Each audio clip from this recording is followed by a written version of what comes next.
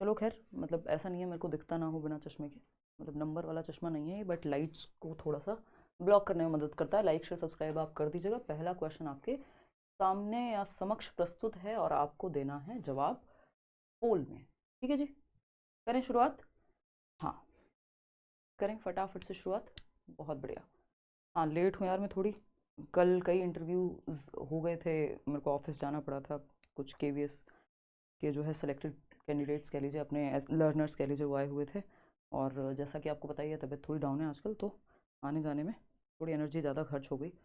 फिर मेरी ये जो है एक डीएड की मैम थी, उनसे मिल ली मैं, तो थोड़ा सा भागम भाग हो गई, तो उस वजह से आज थोड़ा सा डाउन फील हो रहा है। बट बढ़िया लग रहा है, मतलब इतनी कोई दिक्कत नहीं है। बट हाँ, थोड़ा सेशन लेट है और आज बैच में भी क्लास आपकी नहीं हुई है, कल से हम कंटिन्यू करेंगे उसको भी। खैर, ये सब बातें चलती रहेंगी, है ना। थोड़ा बहुत अपडेट आपको मेरी ज़िंदगी का, मुझे आपको, ये होता रहना चाहिए टीचिंग में। चलिए आते हैं फर्स्ट क्वेश्चन पे, बातें छोड़ते हैं अब। फर्स्ट क्वेश्चन सॉल्व कीजिएगा और फिर हम समझेंगे कि कहानी है क्या पिक्चर्स के through. While planning lessons for young learners, यानी छोटे बच्चों के लिए जब आप लेसन्स प्लान कर रहे हो, चाहे आपकी लैंग्वेज 1 हो, लैंग्वेज 2 हो, पेपर 1 हो, पेपर 2 हो, सभी के लिए ये हेल्पफुल है क्योंकि सिलेबस एकदम सेम है। While planning lessons for young learners, the teacher decided to focus on the total physical response. Total physical response TPR, Hindi में क्या कहते हैं इसको? संपूर्ण शारीरिक प्रतिक्रिया। बहुत महत्वपूर्ण है, लगातार पिछले 3 बार से क्वेश्चन हिंदी और इंग्लिश पेडागोजी दोनों में आ रहे हैं। ठीक है ना। Which one of the following should be used to include TPR in the class, यानी कि टोटल फिजिकल रिस्पॉन्स को इंक्लूड करने के लिए कौन सी एक चीज है to include TPR in the lesson. क्या करें हम कि टोटल फिजिकल रिस्पॉन्स को हम इंक्लूड कर पाएं। ये एक मेथड है अपने आप में पढ़ाने का, ठीक है ना, लैंग्वेज में यूज होता है भाषा को पढ़ाने में। पहला ऑप्शन है must keep activities aside and instead ask questions and motivate them to respond. देखिए, जिस मेथड का नाम है टोटल फिजिकल रिस्पॉन्स, उसमें हम कह रहे हैं कि एक्टिविटीज को असाइड कर दो, यानी साइड कर दो, एक्टिविटीज को हटा दो और सिर्फ क्वेश्चंस पूछो, बच्चों को मोटिवेट करो। तो भाई ये काम नहीं चल पाएगा। क्यों? क्योंकि जिस मेथड का नाम ही टोटल फिजिकल रिस्पॉन्स है, यानी शारीरिक क्रिया करनी पड़ेगी मेथड में, उसमें हम कह रहे हैं कि एक्टिविटी को ही हटा दें, एक साइड कर दें, तो ये तो गलत है। बी ऑप्शन पे जाएंगे, must ensure to add some bodily activities in class. बिल्कुल नाम से ही, एज नेम सजेस्ट, के जो टोटल फिजिकल रिस्पॉन्स है वो हमारे बॉडीली रिस्पॉन्सेज के बारे में है ना, कि हम कैसे बॉडी से रिस्पॉन्स कर रहे हैं।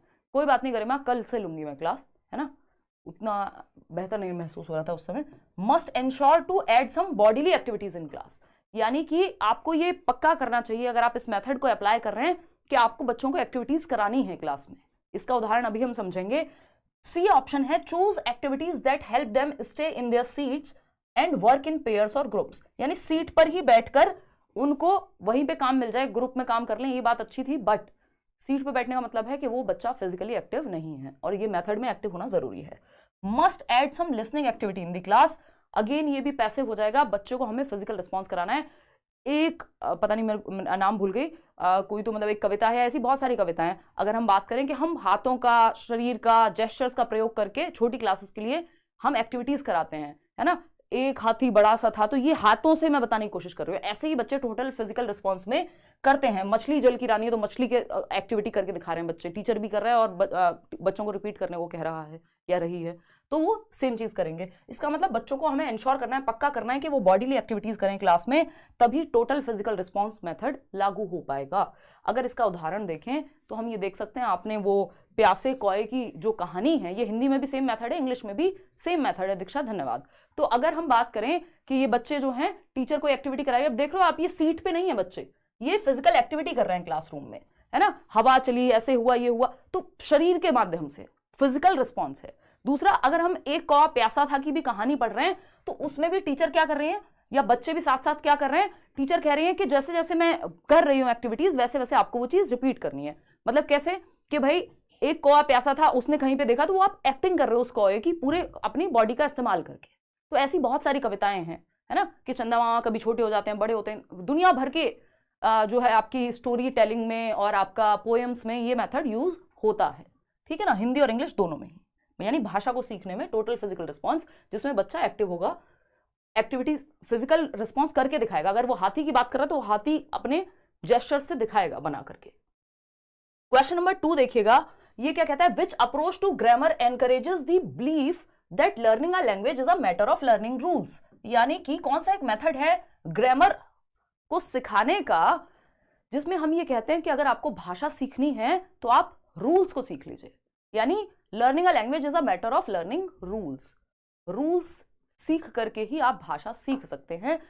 अप्रोच टू ग्रामर, ग्रामर यानी व्याकरण को सिखाने की अप्रोच है। रूल्स तो व्याकरण में ही आते हैं ना अगर हम देखें तो अब आप सब आंख बंद करके ग्रामर ट्रांसलेशन लगा रहे हैं। एक नजर में मुझे भी लगा था कि हाँ यार ये, बट आप जब ध्यान से नहीं पढ़ते और पहला ही ऑप्शन आपको भटकाने के लिए दे दिया गया एग्जाम में, तो ये ऐसा ही लगेगा। लेकिन यहाँ पे लिखा क्या है, ये लास्ट वाली लाइन ध्यान से पढ़नी है। Learning a language is a matter of learning rules, approach to grammar, grammar सीख रहे हैं लेकिन किसके थ्रू, रूल्स के थ्रू, कॉन्टेक्स्ट के थ्रू नहीं। एक हम ग्रामर सीखते हैं लिटरली, है ना। मैम इंग्लिश में कौन सा नेगेटिव वर्ड है और कौन सा पॉजिटिव वर्ड है, प्लीज एक बार पढ़ा दीजिएगा। मैं ओवरऑल पढ़ा दूंगी, जो पेडागोजी में पॉजिटिव और नेगेटिव वर्ड्स होते हैं उस पर चर्चा कर लेंगे पेपर से पहले, ठीक है ना, जो भी आपका नाम है, ठीक है। चलिए खैर, अगर हम बात करें यहाँ पे तो हमें पता है एक तो ग्रामर को पढ़ाने का तरीका जो बेस्ट तरीका है वो है कॉन्टेक्स्ट में पढ़ाना, यानी आपको स्टोरी पढ़ा रहे हैं उसी में आपने बता दिया कि ये जो राम की बात हो रही है तो ये राम क्या है, नाउन है, तो आपने संदर्भ में समझा दिया। ये बेस्ट तरीका है ग्रामर को सिखाने का कि आप कॉन्टेक्स्ट में बता दे रहे हैं, ना कि रूल्स रटवा रहे हैं। दूसरा तरीका है रूल्स के माध्यम से ग्रामर सिखाएं। तो यहाँ पे ग्रामर को एनकरेज कर रहे हैं, तो ग्रामर का मतलब ग्रामर ट्रांसलेशन नहीं होता, वो भाषा को सीखने की विधि है, ग्रामर को सीखने की विधि नहीं है ग्रामर ट्रांसलेशन। मतलब ग्रामर भी आ जाएगा इसमें, लेकिन ऐसा नहीं है कि सिर्फ ग्रामर सिखा रहे हैं हम, यहाँ पे रूल्स सिखा रहे हैं। ग्रामर ट्रांसलेशन मेथड में क्या होता है, जिसको हम व्याकरण क्या कहेंगे, ट्रांसलेशन को कुछ तो बोलते हैं, हाँ परिवर्तन कह लीजिए, जो भी कहते होंगे, तो इसको हम व्याकरण क्या है, ट्रांसलेट कर रहे हैं। आप एक बार मेरे को कमेंट करके बताओ, मैं रिकॉल नहीं कर पा रही हूं कि इसको हिंदी में क्या कहते हैं। खैर, ग्रामर ट्रांसलेशन की अगर हम बात करें तो ग्रामर ट्रांसलेशन जो है वो मदर टंग में ट्रांसलेट करके भाषा को सीखने पे जोर देता है। इसका मतलब सिर्फ ये नहीं आप रूल्स रट रहे हैं ग्रामर ट्रांसलेशन में। अनुवाद, बहुत बढ़िया। तो व्याकरण अनुवाद विधि, इसको ओल्डेस्ट मेथड भी कह देते हैं, ट्रेडिशनल मेथड भी कह देते हैं, पारंपरिक विधि, है ना। तो ये सब इसको कह देते हैं। हिंदी मीडियम वाले भी इसको जरूर देखें, क्योंकि हिंदी पेडागोजी और इंग्लिश में रत्ती भर का फर्क बचा नहीं है। यही क्वेश्चंस ट्रांसलेटेड मिलते हैं आपको हिंदी पेडागोजी में अब, है ना। तो चाहे समझ में कम आए, आपको लगे इंग्लिश मेरे पास है ही नहीं, मैंने तो चूज ही नहीं की, मैंने तो संस्कृत ले ली, कोई और भाषा ले ली, बट फिर भी इंग्लिश पेडागोजी के सेशन को देखिए, वैसे ही कम सेशन में लेने वाली हूँ इंग्लिश पेडागोजी के। ग्रामर ट्रांसलेशन की अगर मैं बात करूं तो ये मदर टंग में यानी मातृभाषा में आप कन्वर्ट कर देते हैं, कि जब आप पढ़ रहे हैं ट्विंकल ट्विंकल लिटिल स्टार तो उसको हिंदी में भी बता दे रहे हैं, है ना। तो यानी आप भाषा को मातृभाषा में कन्वर्ट करते हैं, इसी वजह से हम इसको व्याकरण अनुवाद विधि कहते हैं, है ना, कि आप व्याकरण या भाषा को अनुवाद करके सीख रहे हैं। रूल्स ही सीखेंगे ये जरूरी नहीं है, लेकिन रूल्स के द्वारा सीखना किसी भी चीज को वो डिडक्टिव मेथड कहलाएगा, क्योंकि रूल टू एग्जाम्पल जाता है deductive method. Rule to example ये मैथमेटिक्स की पेडागोजी में भी आता है, ये आपका सीडीपी में पूछा जा सकता है, ये इंग्लिश पेडागोजी में भी, हिंदी पेडागोजी में भी, है ना। रूल टू एग्जाम्पल जाना यानी रूल्स के माध्यम से जब आप भाषा सीख रहे हैं या ग्रामर सीख रहे हैं, अगर मैं कहूं पर्टिकुलरली, तो ग्रामर में रूल्स ही होते हैं और रूल्स के माध्यम से सीख रहे हैं ग्रामर को, कॉन्टेक्स्ट के नहीं, संदर्भ से नहीं, है ना। तो ये डिडक्टिव मेथड हो गया। कम्युनिकेटिव है जब आप लैंग्वेज का यूज करके, लैंग्वेज को यूज करके जब भाषा सीख रहे हैं, ठीक है ना। इंडक्टिव हो गया एग्जाम्पल टू रूल। तो डिडक्टिव और इंडक्टिव को 1 मिनट के लिए समझ लेते हैं, क्योंकि ये किसी ना किसी एक क्वेश्चन इस पे जरूर आ जाता है किसी भी सब्जेक्ट में, चाहे आपका कोई भी लैंग्वेज 1 हो, लैंग्वेज 2 हो, पेपर 1 हो, पेपर 2 हो, इवन किसी भी सब्जेक्ट में एक क्वेश्चन पूछा जा सकता है। 1 मिनट में समझ लेते हैं बहुत आसानी से। हालांकि मैंने इस पे बहुत कई साल पहले की एक वीडियो है, इंडक्टिव मेथड और डिडक्टिव मेथड, इसमें मैथ्स में भी क्वेश्चन आता रहता है। इंडक्टिव मेथड और डिडक्टिव मेथड, इंडक्टिव को हम आगमन विधि कहते हैं और डिडक्टिव को हम निगमन विधि कहते हैं। इतनी बात क्लियर है हमको, निगमन विधि, है ना। जल्दी में नहीं रहना, 30 सेकंड की रील नहीं देख रहे हो, पढ़ाई कर रहे हो, तो पेशेंस बना के रखना होता है पढ़ाई में, तभी, क्योंकि लर्निंग क्या है, ग्रेजुअल है, धीरे धीरे दिमाग में जाती है। हम क्या सोचते हैं, वीडियो पढ़ाई की तो जितनी जल्दी देख लें उतना बढ़िया है, बाकी सारे दिन चाहे हम कुछ भी देखते रहें। तो आगमन विधि की जब हम बात कर रहे हैं यहाँ पे, तो आगमन विधि यानी इंडक्टिव मेथड, जिसकी हम बात करते हैं कि एग्जाम्पल टू रूल जाती है, यानी उदाहरण से, एग्जाम्पल टू रूल, उदाहरण से नियम की ओर, उदाहरण से नियम की ओर। अभी किसी भी, ये लैंग्वेज को पढ़ाने में भी यूज हो सकती है और ये किसी भी सब्जेक्ट को पढ़ाने में इस्तेमाल किया जा सकता है, क्योंकि ये मेथड है, तो इससे आप कुछ भी पढ़ा लीजिए। तो एग्जाम्पल टू रूल क्या है, आप पहले उदाहरण देते हैं, आप कहते हैं बच्चों अपनी फेवरेट डिश का नाम बताओ, उन्होंने बताया छोले भटूरे। अपनी फेवरेट जगह का नाम बताओ, उन्होंने बताया आगरा। अपने फेवरेट पर्सन का नाम बताओ, उन्होंने बताया निशा, है ना। या अपना नाम बताओ, अपनी माता जी का नाम बताओ। ये सब आपने लिख लिए ब्लैक बोर्ड पे, और फिर कहा कि जितने भी उदाहरण हैं ये सब संज्ञा कहलाते हैं, क्योंकि किसी व्यक्ति वस्तु स्थान के नाम को संज्ञा कहते हैं। Name of a person place और thing is known as noun itself. तो ये क्या हुआ, आपने पहले एग्जांपल्स दिए, बाद में आप रूल पे गए हैं। तो ये इंडक्टिव मेथड है, छोटी क्लासेस के लिए बहुत बेहतर रहता है, इसमें बच्चे ज्यादा एग्जांपल मतलब ज्यादा एक्टिव रहते हैं। प्रत्यक्ष से वो जा रहे हैं कहां, कॉन्क्रीट टू एब्स्ट्रैक्ट जा रहे हैं, अमूर्त की तरफ, है ना। रूल हम बाद में दे रहे हैं, यहाँ पे नियम हम बाद में दे रहे हैं, ठीक है ना। इसका जस्ट उल्टा ये नहीं हो जाएगा एब्स्ट्रैक्ट टू रूल जाएंगे, एब्स्ट्रैक्ट टू कॉन्क्रीट जाएंगे डिडक्टिव में, क्योंकि एब्स्ट्रैक्ट टू कॉन्क्रीट कोई मैक्सिम नहीं होता टीचिंग का, हालांकि इसका ऑपोजिट है वो चीज, लेकिन आपको ध्यान रखना है उसको गलती से भी कहीं इंडिविजुअली यूज नहीं कर लेना। डिडक्टिव के नाम पे एब्स्ट्रैक्ट टू कॉन्क्रीट नहीं यूज कर लेना, है ना, क्योंकि वो कोई मैक्सिम नहीं, सूत्र नहीं है। डिडक्टिव में ऐसा होता है, समझने के लेवल पे ठीक है बस। तो एग्जाम्पल टू रूल, और यहां रूल टू एग्जाम्पल, जब आप नाउन की डेफिनेशन पहले दे रहे हैं और बाद में आप उदाहरण बता रहे हैं, कि जब मैंने नाउन की डेफिनेशन लिख दी बोर्ड पे पहले कि name of a person place और thing is known as noun, और बाद में एग्जाम्पल दिए कि देखिए ये जो सिटी है दिल्ली भी एक नाउन है, ये भी एक नाउन है, ये खाना, ये शहर, ये चीजें जो भी आप देख रहे हैं सब नाउन का ही उदाहरण है, ठीक है ना। ये इतनी बात क्लियर है। 15 नंबर साइंस एंड मैथ्स मिलाकर के 20 नंबर की पेडागोजी आएगी, तो 10-10 ही मानो आप। नहीं 15 नंबर की आती है पेपर 1 में चारू, देखिएगा एक बार। हाँ वो 10-10 नंबर की आएगी, साइंस की पेडागोजी पेपर 2 में 10 नंबर की और मैथ्स की 10 नंबर की, 20 नंबर की टोटल आती है। तो रूल टू एग्जाम्पल यानी नियम से उदाहरण की ओर, नियम से उदाहरण की ओर, सिंपल बात है।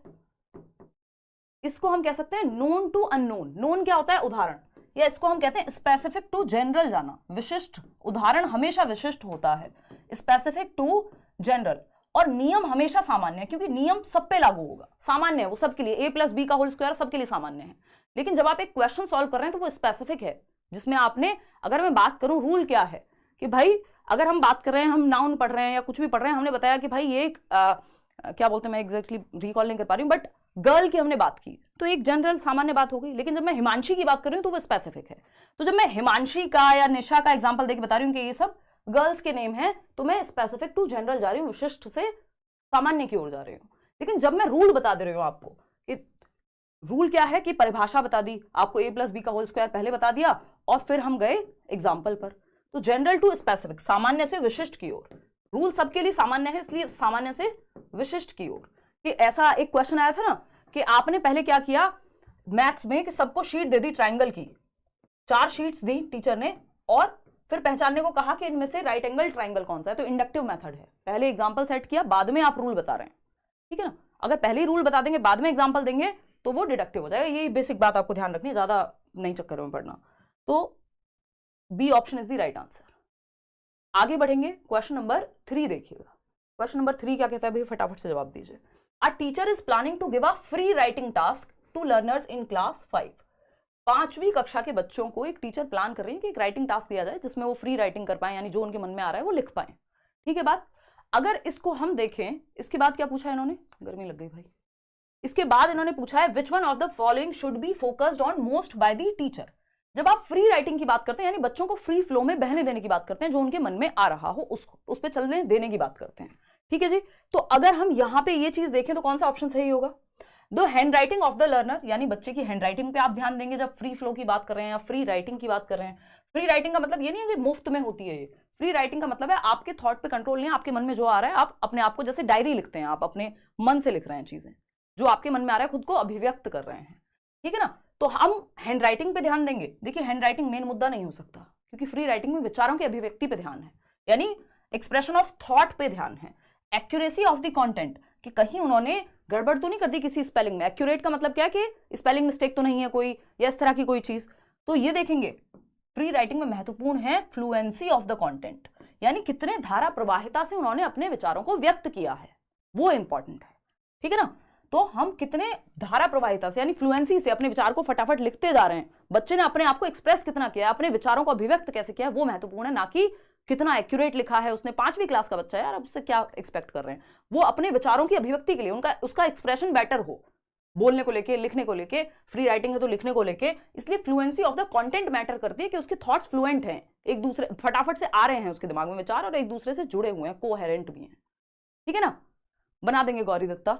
अगर हम बात करें बोथ फ्लुएंसी एंड एक्यूरेसी, भाई फ्लुएंसी तो ठीक है, लेकिन एक्यूरेसी 5वीं क्लास के बच्चे से एक्सपेक्ट करना गलत होगा, फ्री राइटिंग में तो स्पेशली, है ना। वहां उसके विचारों को बहने देने की जगह मिलनी चाहिए, ना कि एक्यूरेटली आप ये देखेंगे ग्रामेटिकली सही है कि नहीं है, स्पेलिंग सही है कि नहीं है, ये सब सेकेंडरी बातें हैं, ठीक है ना। बहुत बढ़िया है सर। चलिए खैर आगे बढ़ते हैं। तो C option is the right answer. Next question पे पढ़ते हैं। नेक्स्ट क्वेश्चन है, ये भी क्वेश्चन बहुत ही फेमस, कॉमन, जो आप कहना चाहें कह सकते हैं, हिंदी इंग्लिश दोनों में आने लग गया है। पहले सिर्फ इंग्लिश में आया करता था, लेकिन अब हिंदी की पेडागोजी आपको पता है ट्रांसलेटेड है किससे, इसी इंग्लिश की पेडागोजी से, ठीक है जी। तो top down means attend to the overall meaning, यानी टॉप डाउन अप्रोच होती है एक, और एक होती है बॉटम अप, जैसे हम अभी इंडक्टिव डिडक्टिव पढ़ रहे थे। तो टॉप डाउन का मतलब है, टॉप डाउन का मतलब क्या है, attend to the overall meaning, यानी आप ओवरऑल मीनिंग, एक जस्ट एक सार निकाल रहे हैं किसी कहानी से, किसी कविता से, या जिस भी टेक्स्ट से एक। What does bottom up mean? अब इन्होंने टॉप डाउन खुद से बता दिया और बॉटम अप आपसे और मुझसे पूछ लिया। कैसे देखें फिर? पहला ऑप्शन है focus on asking short answer type questions. Bottom up और जो टॉप डाउन अप्रोच है, इसमें छोटे क्वेश्चन बड़े क्वेश्चन पूछना मुद्दा नहीं है ना, तो ये इसके बारे में है ही नहीं, ये तो अला बला कहीं और की ही बात चल रही है, जो यहाँ कनेक्टेड ही नहीं है, क्वेश्चन का कोई संबंध ही नहीं है इस बात से। Focus on the gist of the text and abstract ideas, यानी जो सार है, जिस्ट है, जैसे आप मूवी का जो सार है वो 2 मिनट में आके बता देते हैं, है ना। 2.5 घंटे की मूवी आप 10 मिनट में जस्ट निकाल के बता देते हैं कि यार ये सार है इसका, और क्या अमूर्त आइडियाज हैं। देखो जिस्ट की बात जब होती है एज अ होल होती है, और वो टॉप डाउन अप्रोच में आता है, ना कि बॉटम अप में। तो ये टॉप डाउन का उदाहरण है, इनको अभी समझेंगे अलग से, है ना। अभी आप ये नोट कर लीजिएगा ताकि आपको आइडिया रहे कि अगर टॉप डाउन पूछा होता तो आंसर क्या होता। फोकस ऑन प्री रीडिंग, देखो प्री रीडिंग एक्टिविटीज होती है, आपको आइडिया लग जाए कि किस बारे में है ना, ये किस बारे में है टेक्स्ट, तो वो भी फिर आपका इधर ही चला जाएगा, उसका भी बॉटम अप से कोई ताल्लुक नहीं है। एक ही ऑप्शन बचता है, focus on the words and phrases of the text, यानी आप शब्दों पे ध्यान दे रहे हैं उस टेक्स्ट के। मान लीजिए कोई स्टोरी पढ़ रहे हैं तो वर्ड मीनिंग पे ध्यान दे रहे हैं, फिर वर्ड से फ्रेजेस, वर्ड्स जोड़ जोड़ करके हम फ्रेज बना रहे हैं, फिर सेंटेंस पे जाएंगे, है ना। तो ये क्या होगा, ये बॉटम अप अप्रोच कहलाती है। 50% लोग सही उत्तर इसमें दे रहे हैं। अब एक बार समझ लेते हैं बॉटम अप और टॉप डाउन में अंतर क्या है, हिंदी इंग्लिश दोनों के लिए इंपॉर्टेंट है। अगर हम बॉटम अप अप्रोच की बात करें, अगर हम इसको हिंदी में भी बॉटम अप ही लिख लीजिएगा, बॉटम अप अप्रोच की बात करें और यहां हम टॉप डाउन अप्रोच की बात करें, देखो जैसा कि as the name suggest, top down यानी टॉप से डाउन। टॉप क्या होगा, होल, कंप्लीट, कंप्लीट से आप पार्ट्स की तरफ जा रहे हैं। ये अभी अभी मैं लिख रही हूं, ऐसा कहीं आपको किताब में नहीं मिलेगा, कंप्लीट टू पार्ट्स, कि आप कंप्लीट से कहां जा रहे हैं, पार्ट्स की तरफ। और अगर बॉटम अप की बात करूं तो हिस्सों से, पार्ट्स से आप किधर जा रहे हैं, एक कंप्लीट टेक्स्ट की ओर या एक होल की ओर, जो उस एक कहानी का, कविता का सार है, उसकी तरफ। कैसे होती हैं चीजें समझते हैं एक बार। अगर हम बात करें यहां पर, तो जो बॉटम अप है उसमें सिंपल सी बात है, बॉटम अप का मतलब ये आपको वर्ड मीनिंग से आप शुरू करेंगे, बॉटम से अप। तो सबसे छोटा जो बॉटम क्या है किसी भी लैंग्वेज में, अक्षर है, जिसको हम लेटर कह देंगे ABCD, वो सीखते हैं आप पहले, है ना। तो अगर मैं कहूं लेटर्स ABCD, ये सब ABCD हिंदी है तो, और ये सब जो आपकी वर्णमाला है पूरी, अगर हम बात करें यहाँ पे लेटर्स की, फिर लेटर्स से हम कहाँ जाएंगे, हम जाएंगे फोनीम, यानी ये लेटर मिलकर के क्या साउंड निकालते हैं, तो यानी वर्ड की तरफ चले गए हम, है ना, कि वर्ड सीखा हमने। फिर वर्ड से जब हम वर्ड सीख जाते हैं तो हम किधर जाएंगे, वर्ड, 2 वर्ड्स को मिला के एक फ्रेज कैसे बना रहे हैं, फिर फ्रेजेस से हम सेंटेंस कैसे क्रिएट कर पा रहे हैं, है ना, वाक्य पे जाएंगे। फिर वाक्य से हम पैराग्राफ पे जा रहे हैं, पैराग्राफ से आप स्टोरी पर जा रहे हैं। तो ये क्या हुआ, बॉटम से अप की ओर, यानी बिल्कुल निचले स्तर से ऊपर की तरफ आप जा रहे हैं, जो बिल्कुल छोटी इकाई थी एक तरह से भाषा की, जिसको हम अक्षर कह रहे हैं, वर्ण कह रहे हैं, जो भी है, तो उससे आप ऊपर की तरफ जा रहे हैं पूरी स्टोरी को समझने। तो लेटर्स से वर्ड, वर्ड से फ्रेज, फ्रेज से सेंटेंस, सेंटेंस से पैराग्राफ, पैराग्राफ से स्टोरी। ये क्या है, बॉटम अप अप्रोच है ना, बहुत महत्वपूर्ण है। स्टोरी कंप्लीट की तरफ आप चले गए। टॉप डाउन की वहीं मैं अगर बात करूं तो टॉप डाउन में हम कह सकते हैं कि टॉप डाउन का मतलब क्या है, यहाँ पे सिंपल कंप्लीट से शुरू करेंगे, यानी ये कंप्लीट होल है। होल का मतलब क्या है, एक स्टोरी है या एक पोएम है, वहां से शुरू किया, उसके किस पे गए आप, एक स्टोरी से पैराग्राफ पे गए, या जो भी उसमें उससे छोटी यूनिट होगी, उस पैराग्राफ से आप सेंटेंसेस पे गए, सेंटेंसेस को समझने में आपका फोकस है। फिर जब आपको सेंटेंस समझ आ रहा है, उसको आप फ्रेजेस में तोड़ रहे हैं, है ना, आपने फ्रेजेस को पकड़ा जो और छोटे होंगे सेंटेंसेस से। फिर उसके बाद आप वर्ड मीनिंग पे गए यानी वर्ड्स पे गए, उसके बाद आप लेटर्स पे जा रहे हैं जो सबसे छोटा है, ठीक है ना। तो ये टॉप डाउन मतलब एक कंप्लीट से आप नीचे की तरफ आ रहे हैं। भाषा को सीखने के दो तरीके हैं, एक तरह से दो अप्रोचेस हैं कि आप जब कंप्लीट लैंग्वेज से शुरू कर रहे हैं तो टॉप डाउन, टॉप से डाउन आ रहे हैं। डाउन किधर है, वर्ड से लेटर या फ्रेजेस से वर्ड्स, वर्ड से लेटर ABCD। और अगर हम बात करें बॉटम अप की तो बिल्कुल लेटर से जो निचली इकाई है वहां से शुरू करके आप ऊपर बढ़ते जा रहे हैं। ये बेसिक बात समझने में कोई दिक्कत दुख तकलीफ हो तो मुझे बता दीजिए, नहीं हो तो हम आगे बढ़ सकते हैं। बताइएगा एक बार। हाँ, जैसे सिलेबस की हम बात करते हैं तो हम यूनिट की बात करते हैं, यूनिट से भी फिर हम कहाँ जाते हैं, अलग अलग लेसन पे जाते हैं, लेसन से भी हम टॉपिक पे जाते हैं, तो वो क्या हो गया, वो हम बात कर रहे हैं टॉप डाउन की तरफ, ठीक है ना। और बॉटम अप क्या होगा कि आपने एक पार्ट से शुरू किया, फिर एक लेसन से आप गए यूनिट की तरफ, यूनिट से गए आप एक पूरे सिलेबस की तरफ, तो वो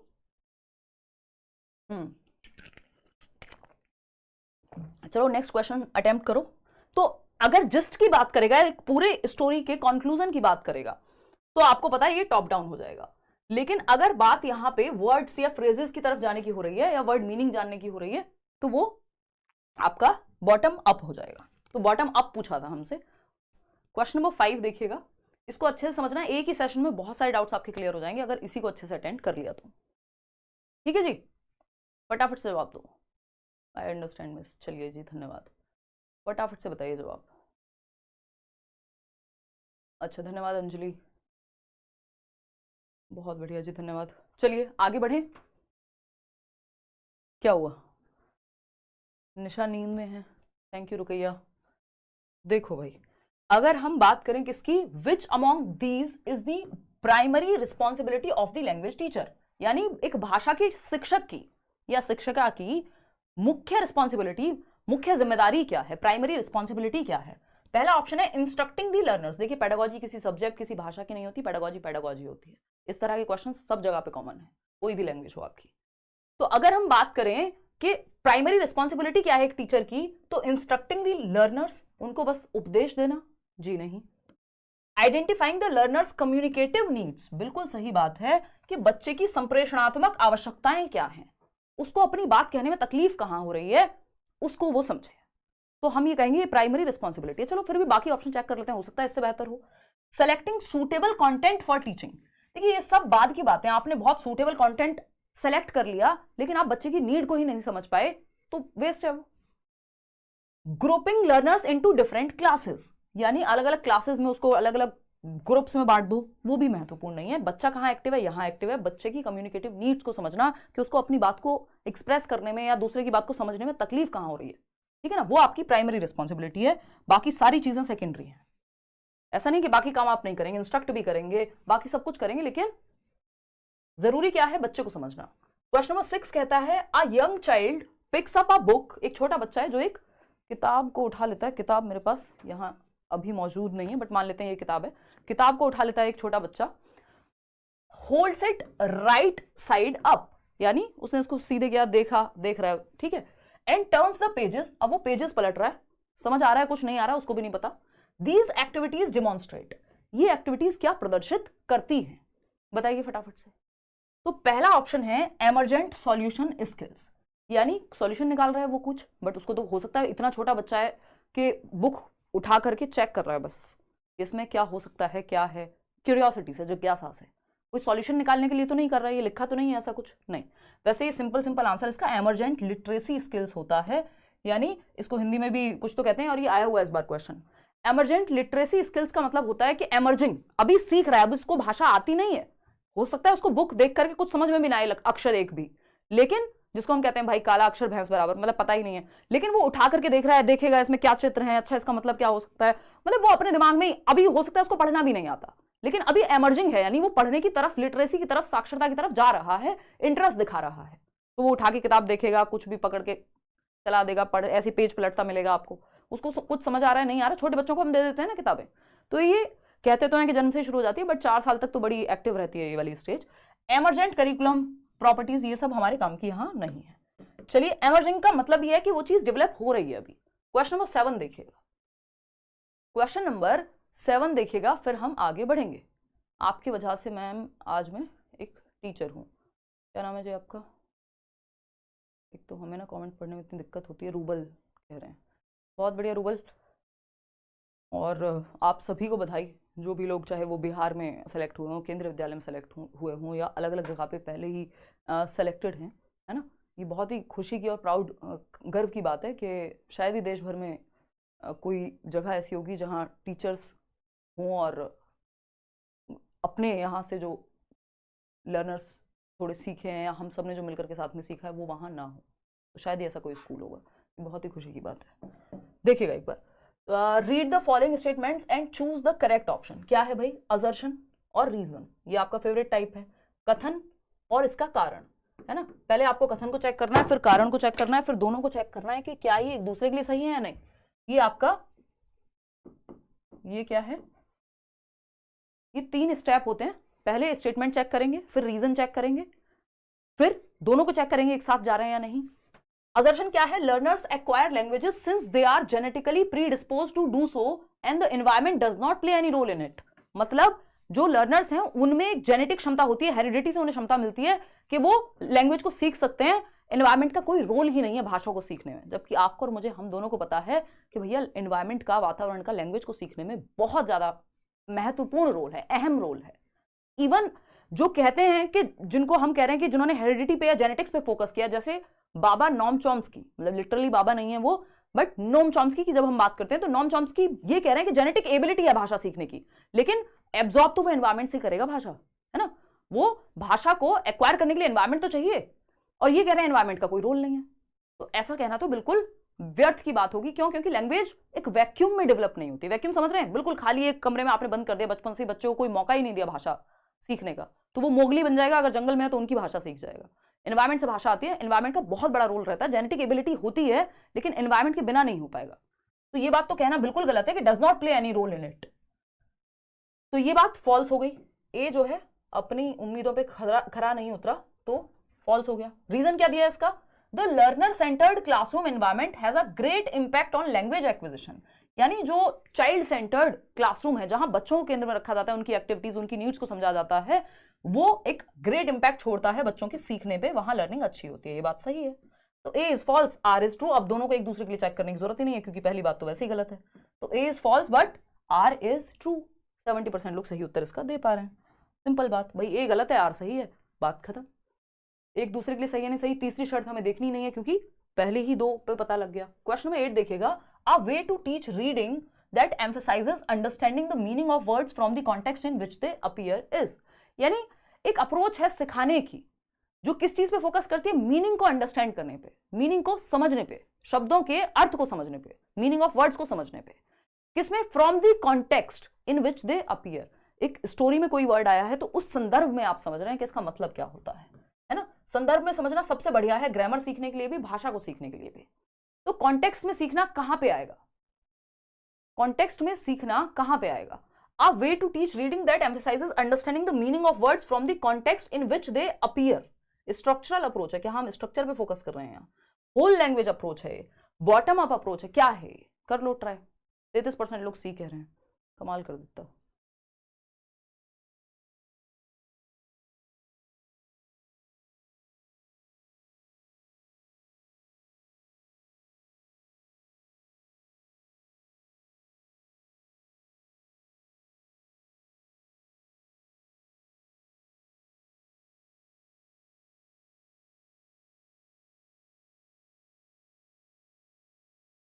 देखिएगा एक बार, जो ये लोग सी पे आपका इतना फोकस है, यही हम बात कर रहे थे कि 33% लोग सी कह रहे हैं, अब बी पे आ गए। और चेंज कर लो, और 10 मिनट रुक जाते हैं, खेलते रहो। अभी चारों के बाद 5वां ऑप्शन भी सिलेक्ट कर लोगे। देखते हैं एक बार। देखो एक बार क्वेश्चन पढ़ते हैं दोबारा से, है ना। क्वेश्चन पढ़ते हैं दोबारा से। अगर हम बात करें स्ट्रक्चरल अप्रोच में, आप भाषा के स्ट्रक्चर पे, संरचना पे फोकस करते हैं कि कैसे बना हुआ है, कहाँ फोनीम, कौन सी वर्ब, कौन सा क्या सेंटेंस, ये सब। कम्युनिकेटिव अप्रोच में आप भाषा को सिखाते हैं कम्युनिकेशन के माध्यम से, by the use of language, use के माध्यम से। वैसी बात यहां नहीं हुई है। ये कीवर्ड्स हैं जो आपको समझने होते हैं क्वेश्चन को देख करके। बॉटम अप अप्रोच, अब ये थोड़ा सा देखते हैं इसको। अ वे टू टीच रीडिंग, आप रीडिंग पढ़ा रहे हैं, that emphasises understanding the meaning of words from the context. ऐसा नहीं हो रहा कि आप वर्ड सिखा रहे हैं फिर आप उसके बाद सेंटेंस, ऐसी कोई बात ही नहीं की उन्होंने। इन्होंने कहा कॉन्टेक्स्ट में समझ जाओ। इसका मतलब होल लैंग्वेज अप्रोच को हम यहाँ फॉलो कर रहे हैं कि एज अ होल आप स्टोरी को समझ रहे हैं, हर बार आप वर्ड मीनिंग या डिक्शनरी नहीं खोल के बैठ जा रहे हैं। जब आप एक कहानी पढ़ रहे हैं तो आप कॉन्टेक्स्ट में समझ ले रहे हैं कि यार इसका मतलब शायद ये होता होगा। जैसे हम इंग्लिश मूवीज देखते हैं शुरुआत में तो हमें सारे शब्द समझ में नहीं आते, लेकिन हम मीनिंग समझ जाते हैं। क्यों? क्योंकि हमें संदर्भ में लगता है कि कोई किसी को मार रहा है या गुस्से में कोई बात कही है तो आई लव यू थोड़ी बोल रहा होगा, है ना, कुछ तो खतरनाक होगा, लड़ाई होने वाली है, आप सेंस कर जाएंगे, बेशक आपको वो लैंग्वेज समझ ना आ रही हो। तो इसका मतलब क्या हुआ, आप संदर्भ में समझ जाते हैं। तो होल लैंग्वेज जैसे स्टोरी टेलिंग है, वो अपने आप में होल लैंग्वेज को सपोर्ट करती है कि आप भाषा के हाव भाव से, संदर्भ से, किस संदर्भ में वो बात हो रही है उससे समझ जाते हैं। तो बॉटम अप यहाँ पे जब वर्ड से मीनिंग वो दिखाना पड़ेगा एक प्रॉपर के एक स्टेप से दूसरे स्टेप जा रहे हैं, तब आप बॉटम अप की तरफ जाएंगे, ठीक है ना। तो D option is the right answer. Question number 9 देखिएगा, the ability to think and talk about language is, यानी किस चीज की क्षमता, सोचने की क्षमता, एंड टॉक अबाउट लैंग्वेज, किसके बारे में बात करने की क्षमता, भाषा के बारे में बात करने की क्षमता, यानी भाषा के बारे में सोचने की क्षमता और भाषा के बारे में बात करने की क्षमता क्या कहलाती है। ये सिंपल आपका रटने वाला कह लीजिए इसको, हालांकि मैं इस शब्द को बहुत अवॉइड करती हूं, बट क्योंकि आप कॉम्पिटेटिव एग्जाम की तैयारी कर रहे हैं तो ये एक तरह से इसको रिकॉल बेस्ड कह लीजिए आप, हम इसको कहेंगे ये फैक्ट जैसा है ना, ये डिफाइंड है, ये वैसा है कि जिसका मतलब 1+1 2 ही होगा। इसमें हम इसमें बहुत ज्यादा अपना वो नहीं लगा सकते कि अपनी मर्जी से हम इसका जवाब दे दें या कॉन्टेक्स्ट में समझ लें इसको बहुत ज्यादा। देखते हैं, the ability to think and talk about languages, simple definition है किसकी, मेटालिंग्विस्टिक एबिलिटी की, मेटालिंग्विस्टिक एबिलिटी की, जो 49% लोग जवाब दे भी रहे हैं। फोनोलॉजिकल अवेयरनेस इसी का पार्ट है, मेटालिंग्विस्टिक अवेयरनेस का ही ना। प्रोफिशिएंसी होती है आप कितने पारंगत बन गए, कितने प्रोफिशिएंट हैं भाषा के इस्तेमाल में, चाहे वो लिखने में हो, पढ़ने में हो, बोलने में हो। फोनोलॉजिकल अवेयरनेस है प्रोनाउंसिएशन से रिलेटेड, उच्चारण से संबंधित, ठीक है ना। एमर्जेंट लिटरेसी आपको पता ही है, जब आपको पढ़ना भी नहीं आता एक्चुअल में, बट आप किताबें पलट रहे हैं, देख रहे हैं, उसमें अंदाजा लगा रहे हैं, छोटे बच्चे के लिए काम करती है वो चीज। The ability to think and talk about languages metalinguistic ability कहलाती है। मेटालिंग्विस्टिक या क्या बोलते हैं उसको, मेटाकॉग्निशन, मेटाकॉग्निशन का ही पार्ट है। मेटाकॉग्निशन अब आपके पेपर में हर साल में पूछा जाने लगा है, मैंने फ्री नोट्स में भी दिया हुआ है आपको। मेटाकॉग्निशन क्या है, परासंज्ञान बोलते हैं, यानी मेटा का मतलब होता है बियॉन्ड और कॉग्निशन का मतलब होता है संज्ञान, तो दिमाग के परे या थिंकिंग के परे, है ना। मेटाकॉग्निशन के अंदर ये चीज आती है, मेटाकॉग्निशन। जब हम मेटाकॉग्निशन की बात कर रहे हैं यानी परासंज्ञान, ये सीडीपी में भी आता है, परासंज्ञान यानी संज्ञान के परे, आपके दिमाग, आपके थॉट के परे, थिंकिंग के भी परे, है ना। मेटा का मतलब ये है बियॉन्ड और कॉग्निशन का मतलब यहां थॉट से है या थिंकिंग से है, तो बियॉन्ड थिंकिंग, ठीक है। यानी thinking about thinking is known as metacognition. Beyond thinking क्या है कि आप थिंकिंग के भी पीछे जाकर के आप थिंकिंग पे ही सोच रहे हैं। Thinking about thinking, awareness of awareness, thinking about thinking. क्या है थिंकिंग अबाउट थिंकिंग, कि आपने कोई शब्द बोला और आप सोच रहे हैं यार ये शायद मैंने गलत बोल दिया, तो आप रिफ्लेक्ट कर रहे हैं, उसको मॉनिटर कर रहे हैं और फिर से उस पर सोच करके, मान लीजिए आप फेल हो गए पेपर में, तो आपने स्ट्रेटेजी बनाई कि मैंने पिछली बार कौन सी गलतियां की थी, आप सोच रहे हैं, सारी चीजों को एनालाइज कर रहे हैं, रिफ्लेक्ट कर रहे हैं, रिव्यू कर रहे हैं, फिर एक नया प्लान बना रहे हैं। ये सारी प्रक्रिया मेटाकॉग्निशन में आती है कि आप अपनी थिंकिंग पे, अपनी गलतियों पे भी आप सोच रहे हैं। अब इस मेटाकॉग्निशन के अंदर ही आती है एक मेटालिंग्विस्टिक अवेयरनेस। इसको देख लेते हैं एक बार, चार्ट से भी समझ लेंगे। अगर हम बात करें यहाँ पर, ये एक बेसिक सा चार्ट है क्योंकि इतना आपको पता होना चाहिए। एक बार को क्वेश्चन ये भी बन सकता है, अगर आपसे मजे ही लेने हो, एग्जामिनर को थोड़ा सा मुश्किल बनाना हो, तो कहा जा सकता है कि मेटाकॉग्निशन यानी परासंज्ञान, इसके अंदर एक चीज क्या है, मेटालिंग्विस्टिक्स। इसमें और भी बहुत सारी चीजें हैं, meta memory, meta learning, meta attention, meta social cognition, इन सब पे हम नहीं जाएंगे, है ना। लेकिन हम मेटाकॉग्निशन के अंदर क्या चीज है, एक मेटालिंग्विस्टिक मेटाकॉग्निशन से जुड़ा हुआ है। मेटालिंग्विस्टिक्स यानी पराभाषात्मक या भाषा, जो भी आप कहना चाहें इसको हिंदी में। इसके अंदर मेटालिंग्विस्टिक्स के अंदर क्या होता है, फोनोलॉजिकल अवेयरनेस आपकी आ जाएगी। सिमेंटिक, सिमेंटिक क्या होता है, मीनिंग सही निकल रहा है या नहीं निकल रहा बात का। जैसे हम भारत में ज्यादातर लोग क्या कह देते हैं कि भाई वो फलाने एक्सपायर हो गए उनके दादाजी, तो व्यक्ति थोड़ी एक्सपायर होता है, दवाइयां एक्सपायर होती हैं, चीजें एक्सपायर होती हैं, दूध जो आजकल आता है पैकेट में वो एक्सपायर होता है। इंसान की थोड़ी एक्सपायरी डेट आती है कि 25 दिसंबर को निकल जाना था उनको, है ना। तो ये क्या है, सिमेंटिक गलती है कि हम मीनिंग या सेंस, मतलब सेंस गलत बन रहा है वहां पे, उसका मीनिंग, वो वर्ड वहां यूज होना ही नहीं चाहिए था। सिंटैक्टिक क्या है, रूल्स में गड़बड़ है कि आपने जहां पे फर्स्ट फॉर्म लगनी थी वहां सेकंड फॉर्म लगा दी, या इस तरह की चीजें, ग्रामेटिकल मिस्टेक्स। प्रैग्मेटिक होता है, इस पे भी क्वेश्चन, इन चारों पे क्वेश्चन आते हैं आपके हर बार। प्रैग्मेटिक होता है कि आप लैंग्वेज को यूज कैसे कर रहे हैं। आपको पता है जब मैं निशा से बात कर रही हूं तो मैं कैसे बात करूंगी, अपनी मदर से बात करूंगी तो कैसे बात करूंगी, किसी प्रोफेसर से बात करूंगी तो कैसे बात करूंगी, किसी और से बात करूंगी तो कैसे बात करूंगी, है ना, समझ रहे हो ना। तो ये क्या हुआ, ये प्रैग्मेटिक अंडरस्टैंडिंग है, लैंग्वेज को प्रैग्मेटिकली प्रैक्टिकली यूज करने से संबंधित है कि आप किसके सामने कैसी बात करते हैं। जो जिस तरह से जो टोन आपके अपने दोस्तों में होती है वैसी घर पे नहीं होती, जैसे घर पे होती है वैसे स्कूल में नहीं होती, जहां आपका वर्क प्लेस है वहां पे आप डिफरेंट होते हैं। तो यही है प्रैग्मेटिक अप्रोच। सिंटैक्टिक है रूल से संबंधित, सिमेंटिक है आपका मीनिंग या सेंस से संबंधित, वो जो एक्सपायरी वाला एग्जांपल दिया। फोनोलॉजिकल है कि आप प्रोनाउंसिएशन पे ही फोकस्ड हैं या साउंड पे, लैंग्वेज की किन शब्दों से मिलकर कौन सी साउंड बनती है, किस शब्द को कैसे प्रोनाउंस करते हैं, है ना। तो ये मेटालिंग्विस्टिक्स में आएगा। और मेटालिंग्विस्टिक्स किस में आते हैं? मेटाकॉग्निशन में। तो अगर पूछ ले आपसे कि मेटालिंग्विस्टिक्स के अंदर कौन से पार्ट्स हैं, तो आपको पता होना चाहिए फोनोलॉजिकल, सिमेंटिक, सिंटैक्टिक और प्रैग्मेटिक। ये चारों आपको पहले से पता है, या मैं मैराथन में भी बता दूंगी, लेकिन बस आपको ये आइडिया होना चाहिए कि मेटालिंग्विस्टिक्स के अंदर आते हैं और मेटालिंग्विस्टिक मेटाकॉग्निशन के अंदर आएगा, या रिलेटेड है उससे। क्वेश्चन नंबर 10 पे आ जाते हैं इसी बात पे। क्वेश्चन नंबर 10 का जवाब दीजिए पोल में फटाफट से। थोड़ा सा हम स्लो चल रहे हैं, स्पीड बढ़ाते हैं। खैर मेरा फोकस इस बात पे है कि ये 30 क्वेश्चन से आपका अच्छा एक प्रिपरेशन हो जाए। पता नहीं इंग्लिश पेडागोजी का दोबारा मौका मिलेगा नहीं मिलेगा, बट हाँ मेरा ये है कि मैं एटलीस्ट एक मैराथन सेशन तो जरूर लूँ, ठीक है ना। हाँ सीडीपी में भी कराया था ना रवि, बिल्कुल। क्वेश्चन नंबर 10 देखिएगा। A mother asked the teacher of class second, दूसरी क्लास की क्लास टीचर से या टीचर से एक माताजी ने पूछा how it was possible for her child to sometimes say things that she had never heard any adults और सिबलिंग्स से, हाउ इज इट पॉसिबल। यानी एक दूसरी क्लास का बच्चा है या बच्ची है, उसकी माताजी स्कूल में गई, उसकी टीचर से बात कर रही हैं, पेरेंट टीचर मीटिंग में मान लीजिए, और उनको कह रही हैं कि टीचर जी आप ये बताइए कि जो मेरी बच्ची है वो ऐसे ऐसे शब्द बोल लेती है, ना तो हमारे आस पड़ोस में कोई बोलता है, ना तो उसने उन शब्दों को सुना है कहीं, है ना उसके भाई बहन बोलते हैं वो शब्द, पता नहीं कहां से बोलती है, ये पॉसिबल कैसे है। अब यहाँ पे क्या है, which one of the following is the apt answer to this question. भाई उचित जवाब बताइए इस बात का कि बच्ची नए शब्द कहां से ला रही है। तो आपको पता है नॉम चॉम्स्की को याद कर लीजिए। क्या होती है हमारे अंदर? लैंग्वेज एक्विजिशन डिवाइस होता है, एक एबिलिटी है, इनेट क्षमता है, इनेट एबिलिटी है, आंतरिक क्षमता है ह्यूमंस में लैंग्वेज को या ग्रामर रूल्स को जनरेट करने की। चलिए फिर भी समझते हैं क्या कहानी है। As per the constructivist approach children can invent new languages, यानी बच्चे क्या है, लिटिल साइंटिस्ट हैं, जो प्याजी कह रहे हैं, नन्हे वैज्ञानिक हैं, वो रचनात्मक होते हैं। कंस्ट्रक्टिविस्ट लोग कहते क्या है, बच्चे नॉलेज को कंस्ट्रक्ट कर सकते हैं, बच्चे ज्ञान का निर्माण स्वयं कर सकते हैं, मतलब बच्चा एक्टिव है और वो ज्ञान का निर्माण कर रहा है और इन्वेंट कर सकते हैं नई भाषा को। चलो देखते हैं। Children learn languages only by imitating adults, कि नहीं भाई वो तो सिर्फ नकल करके सीखते हैं, तो नकल करके सीखते हैं तो नई शब्द कहां से ला रहे हैं जो उन्होंने सुने भी नहीं है। The human brain is innately wired to learn languages, यानी जो हमारा मानव ब्रेन है, मस्तिष्क है, वो आंतरिक रूप से वायर्ड है भाषा को सीखने के लिए, तो वो नए रूल्स जनरेट करता है जो बाबा नॉम चॉम्स्की कहते हैं, ठीक है ना, ये बात सही है। और इसको क्या कहते हैं हम, इसको कंस्ट्रक्टिविस्ट ना कह के इनेटिस्ट थियोरी कहते हैं, जो नॉम चॉम्स्की वाली थियोरी है। A child learns language when we reinforce, तो ये तो स्किनर वाली बात हो जाएगी कि आप बच्चे को पुनर्बलन कर रहे हैं, वो तुतला के कुछ बोल रहा है, आप कह रहे हैं शाबाश बच्चे, तो वो अगली बार और सही से बोलेगा, है ना। ये बिहेवियरिस्टिक अप्रोच है, ये इमीडिएट वाली भी। अगर हम देखें as per the constructivist approach children can invent new languages, अगर बात होती कि नए शब्द बना रहे हैं या कुछ और, तब तक ठीक था, लेकिन नई भाषाएं बनाना ये यहां पे गड़बड़ हो गई, ठीक है ना।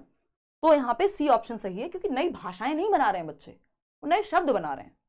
तो the human brain is innately wired to learn languages, यानी हमारा ब्रेन जो है वो वायर्ड है, नई जो भाषाएं हैं उसको हम सीख पाए। क्वेश्चन नंबर 11 देखिएगा और उसमें नए नए शब्द हम बोल पाए। क्वेश्चन नंबर 11 देखिए। A technique used to facilitate early literacy which involves an adult and a child looking at a book together while the adult asks questions and encourages a dialogue followed by switching roles so that the child asks questions to the adult is called, यानी एक early literacy मतलब जल्दी बच्चा समझ पाए, सीख पाए, जो भाषा के 4 कौशल होते हैं, लिसनिंग, स्पीकिंग, रीडिंग, राइटिंग, उनकी तरफ बढ़ पाए। विच इन्वॉल्व्स एन अडल्ट, एक दादी है, नानी है घर में, या टीचर है, कोई भी हो सकता है, एक अडल्ट है और एक बच्चा है, दोनों एक बुक को पढ़ रहे हैं या बुक की तरफ देख रहे हैं, ठीक है ना। While the adult ask questions, adult ने पूछा अच्छा तुमको क्या समझ में आ रहा है, ये स्टोरी में जो ये पिक्चर्स लगी हैं इनको देख के क्या समझ में आ रहा है, बच्चे ने बताया कुछ, फिर बच्चे ने क्वेश्चन पूछा, फिर अडल्ट बात कर रहे हैं, मतलब संवाद हो रहा है, संवाद मतलब डायलॉग, और रीडिंग भी इंक्लूडेड है यहाँ पे क्योंकि बुक आ गई है बीच में, तो ये क्या कहलाएगा, डायलॉगिक रीडिंग कहलाएगा, है ना। डायलॉगिक रीडिंग या डायलॉजिक, लॉजिक तो नहीं बनना चाहिए, डायलॉगिक रीडिंग ही कहेंगे इसको, प्रोनाउंसिएशन जो है। स्टोरी टेलिंग सिर्फ तब होती है जब बीच में किताब की बात ही ना हुई होती, तो ये स्टोरी टेलिंग बन जाता है यहाँ पे। यार उधर नहीं जाएंगे हम क्योंकि आपका भरोसा नहीं है, अगली बार क्वेश्चन कुछ और पूछेगा, आप सोच लेंगे अच्छा किताब नहीं है, चलो स्टोरी टेलिंग लगा देते हैं। मॉडल रीडिंग होता है टीचर ने आपको पढ़ के सुनाया सही उच्चारण के साथ और आप उसको फिर बाद में बच्चा कोई और पढ़ रहा है टीचर के पीछे पीछे। शेयर्ड रीडिंग होती है बच्चे ग्रुप में पढ़ रहे हैं। चलिए खैर D option is the right answer over here. आगे बढ़ेंगे क्वेश्चन नंबर 12 पर। देखिएगा एक बार क्या पूछा है क्वेश्चन में। A teacher can develop the listening skills of language learners, यानी आपके भाषा के 4 मुख्य कौशल होते हैं, LSRW, लिसनिंग, स्पीकिंग, रीडिंग और राइटिंग। सूबो पाली कहते हैं इनको, सुनना, बोलना, पढ़ना और लिखना, ये 4 कौशल हैं। सीक्वेंस इनका ये रहे तो बेहतर है, सिर्फ यही नहीं होता, सीक्वेंस में ही नहीं सीखे जाते, बट सीक्वेंस में सीखे जाने चाहिए, साइकोलॉजिकली बेटर रहता है, ठीक है ना। LSRW की हम बात करें तो लिसनिंग को बेटर कैसे करें, यानी सुनने की क्षमता के वो सुन के ज्यादा बेहतर समझ पाए, इसको बेहतर कैसे करें ये पूछा है। Making the learners listen to everything they hear passively, passively क्या मतलब ध्यान ही नहीं है आपका और उस पर वो ध्यान, मतलब उसको सुन के बताएं, जिस चीज पे ध्यान नहीं है उसको कैसे सुन के बताएंगे, तो पैसिव तो हमें पता है ये अपने आप में नेगेटिव वर्ड है। Speaking continuously to learners both within the classroom and outside, यानी बच्चे से लगातार बोलते रहो चाहे क्लास में हो क्लास के बाहर हो। चलो देखते हैं क्या है, ठीक है ना। और मोहम्मद रेहान पढ़ लो भाई। अगर हम बात करें फोकसिंग, बाकी धन्यवाद, focusing only on listening skills without associating them with other language skills, यानी सिर्फ लिसनिंग पे फोकस कराओ, सुनने पे फोकस है ना, बोलने पे फोकस ना, लिखने पे फोकस ना ही आपका पढ़ने पे फोकस, जबकि ये चारों स्किल्स इंटर रिलेटेड होती हैं, इंटीग्रेटेड होती हैं, एक दूसरे को प्रभावित करती हैं और इनको साथ में सिखाना चाहिए, अच्छा रहता है। Creating opportunities for learners to listen to a variety of language sources and people and engaging in other listening activities. अब आपको पता चल गया, एक तो पुराने जमाने में एक लॉजिक हुआ करता था कि जो पेडागोजी में ज्यादा बड़ा ऑप्शन लगे वही सही है, हालांकि सब जगह पे लागू नहीं होता बट इस पे लागू होता है। और इसका मतलब क्या है कि हमें सिंपल ये देखना है, जो मेरा फंडा है जो आपको बताती हूँ कि बच्चा सबसे ज्यादा एक्टिव कहाँ है, तो बच्चा सबसे ज्यादा एक्टिव है 4th ऑप्शन में। Speaking continuously to learners both within the classroom and outside classroom, तो ये थोड़ा बहुत लॉजिकल साउंड नहीं कर रहा कि आप मतलब बच्चों को क्या पागल कर देंगे बोल बोल के, क्लास में भी क्लास के बाहर भी, जब इससे बेहतर ऑप्शन हमारे पास है कि आप अवसर क्रिएट कर रहे हैं, creating opportunities for learners to listen to a variety of language sources, languages नहीं लैंग्वेज सोर्सेज, कि वो रेडियो पे भी सुन रहे हैं यानी FM भी सुन रहे हैं, वो टीवी में भी सुन रहे हैं, जब वो कोई मूवी देख रहे हैं तो वो सुन भी तो रहे हैं, माँ बाप को बात करते हुए सुन रहे हैं, स्कूल में कोई ड्रामा या प्ले हो रहा है तो वो भी सुन रहे हैं, वो टीचर को भी सुन रहे हैं, तो वेरियस सोर्सेज से, यूट्यूब से भी सुन रहे हैं, कहीं और से भी सुन रहे हैं, तो ये वेरियस सोर्सेज से बच्चे सुन रहे हैं और एंगेज कर रहे हैं लोगों के साथ जहां पे लिसनिंग एक्टिविटीज हो रही है, 4 लोगों को सुन भी रहे हैं, तो ज्यादा बेहतर है, बच्चा यहाँ ज्यादा एक्टिव है तो ज्यादा बेहतर सीख पाएगा आपकी लिसनिंग स्किल को। क्वेश्चन नंबर 13 देखिएगा। अच्छा हमें ये पता है, एक मिनट रुकना, पोल मत देना, ये चीज मैं एक और बार यहीं पे बता देती हूँ, अगर आपने पुरानी मैराथन देखी होंगी तो मैंने बताया है। LSRW की अगर मैं बात करूं, आपको पता है लिसनिंग यानी सुनना। अब लिसनिंग और रीडिंग क्या है, इनको हम पैसिव कह देते हैं या रिसेप्टिव स्किल्स हैं, ग्रम्यात्मक कौशल हैं जिसमें आप ग्रहण करते हैं, या पैसिव स्किल्स कह दीजिए कुछ हद तक, कि यहाँ पे आप उतने एक्टिव नहीं होते जितने आप बोलने और लिखने में होते हैं। इनको हम कहते हैं एक्टिव स्किल्स या प्रोडक्टिव स्किल्स, जहां आप भाषा को प्रोड्यूस कर रहे हैं, है ना।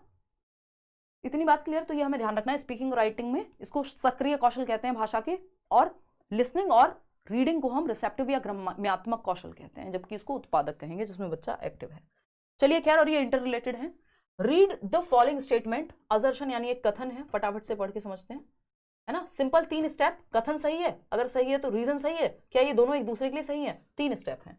असर्शन पढ़ते हैं। Accuracy in language is most important at the primary level, कक्षा 1 से 5 के लेवल पे बच्चे को एक्यूरेट होना जरूरी है भाषा में।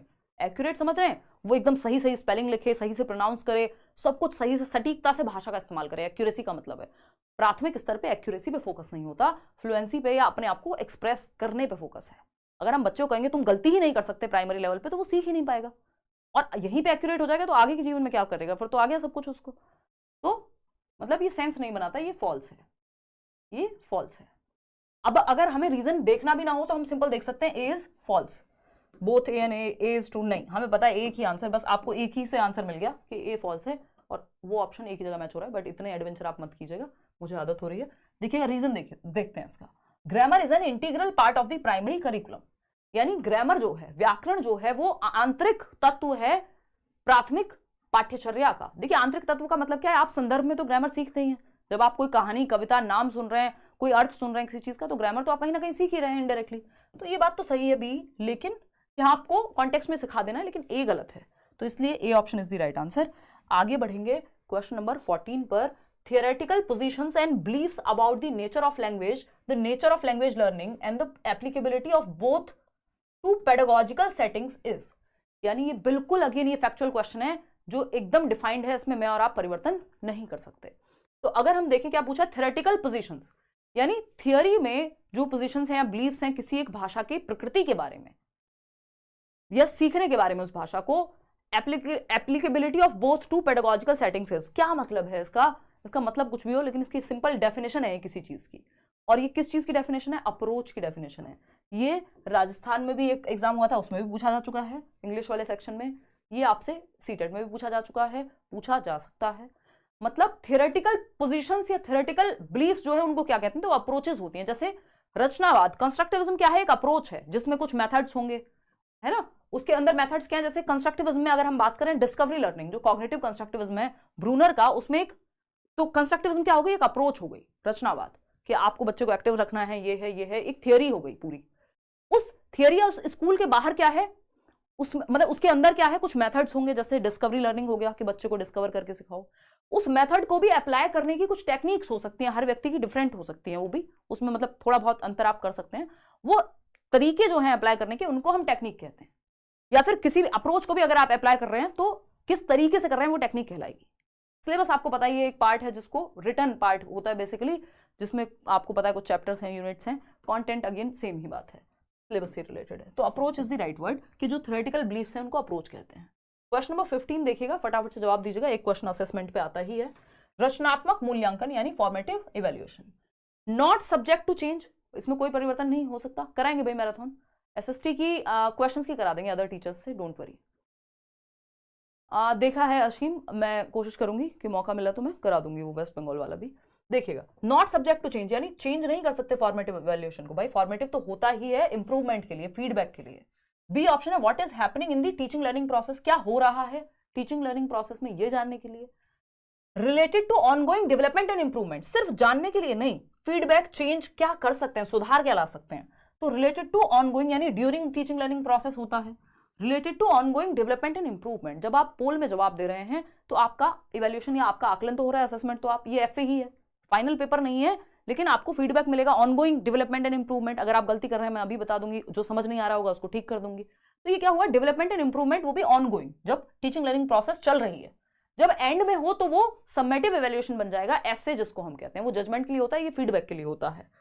Carried out at a pre specified और particular stage in the course, नहीं, वो फिर आपका ऐसे होता है कि हाफ ईयरली या ईयरली एग्जाम, ये साल भर FA1 FA2 ये सब चलते रहते हैं। क्वेश्चन नंबर 16 देखिएगा, ये क्या कहता है भाई। क्वेश्चन नंबर 16 में पूछा है, choose the strategy that matches the example. एक एग्जाम्पल दिया और आपको पहचानने के इसमें कौन सी स्ट्रेटजी का इस्तेमाल हुआ है। पहला ऑप्शन है, I focus on the language I use to make sure it is correct, यानी मैं अपनी भाषा पे अपनी भाषा पे फोकस करता हूं। आई focus on the language I use, मतलब जो मैं भाषा बोल रही हूं मैं उस पर फोकस्ड हूं कि मैं सही बोल रही हूं कि गलत बोल रही हूं। To make sure it is correct, ये मेक श्योर करने के लिए, ये प्रमाणित करने के लिए कि ये सही है। अभी आपको याद होगा कुछ दिन पहले मैंने किसी सेशन में मैं बोल रही थी कि डिस्पाइट ऑफ मेरे मुंह से निकल गया था, है ना, यानी डिस्पाइट ऑफ मैंने बोला था, उसको विद इन सेकेंड्स करेक्ट कर लिया था। यार डिस्पाइट के साथ ऑफ यूज नहीं करते, ये हमने बेसिक पढ़ा है भाई, इंग्लिश हमारी मदर टंग तो है नहीं, ठीक है ना, और इस पे हमने काम ही किया है, मैंने खुद हिंदी मीडियम से पढ़ाई की है इतने साल। तो अगर हम देखें बाद में जाकर के चेंज हुई चीजें, तो अगर हम देखें डिस्पाइट ऑफ, तो ये हम यूज नहीं करते। तो ये क्या है, मैं अपनी ही लैंग्वेज को लेकर के फोकस कर रही हूं कि क्या भाषा में इस्तेमाल कर रही हूं, इस पे मेरा फोकस है। टू मेक श्योर व्हाट, कि ये सही है या नहीं है। हम इन स्पाइट ऑफ यूज करते हैं, डिस्पाइट को ऐसे यूज कर लेते हैं, सिंगल बेचारा, है ना, इसको ऑफ की जरूरत नहीं है। तो ये क्या हुआ, आप जब फोकस हैं, ऐसा आपके साथ भी होता होगा कि कई बार आप भाषा बोल रहे हैं फिर आप उसको करेक्ट करते हैं, नहीं ये नहीं, ये है। क्यों, क्योंकि आप देख रहे हैं कि जो आप बोल रहे हैं वो सही है कि नहीं, इसका मतलब आप मॉनिटरिंग कर रहे हैं, सेल्फ मॉनिटरिंग।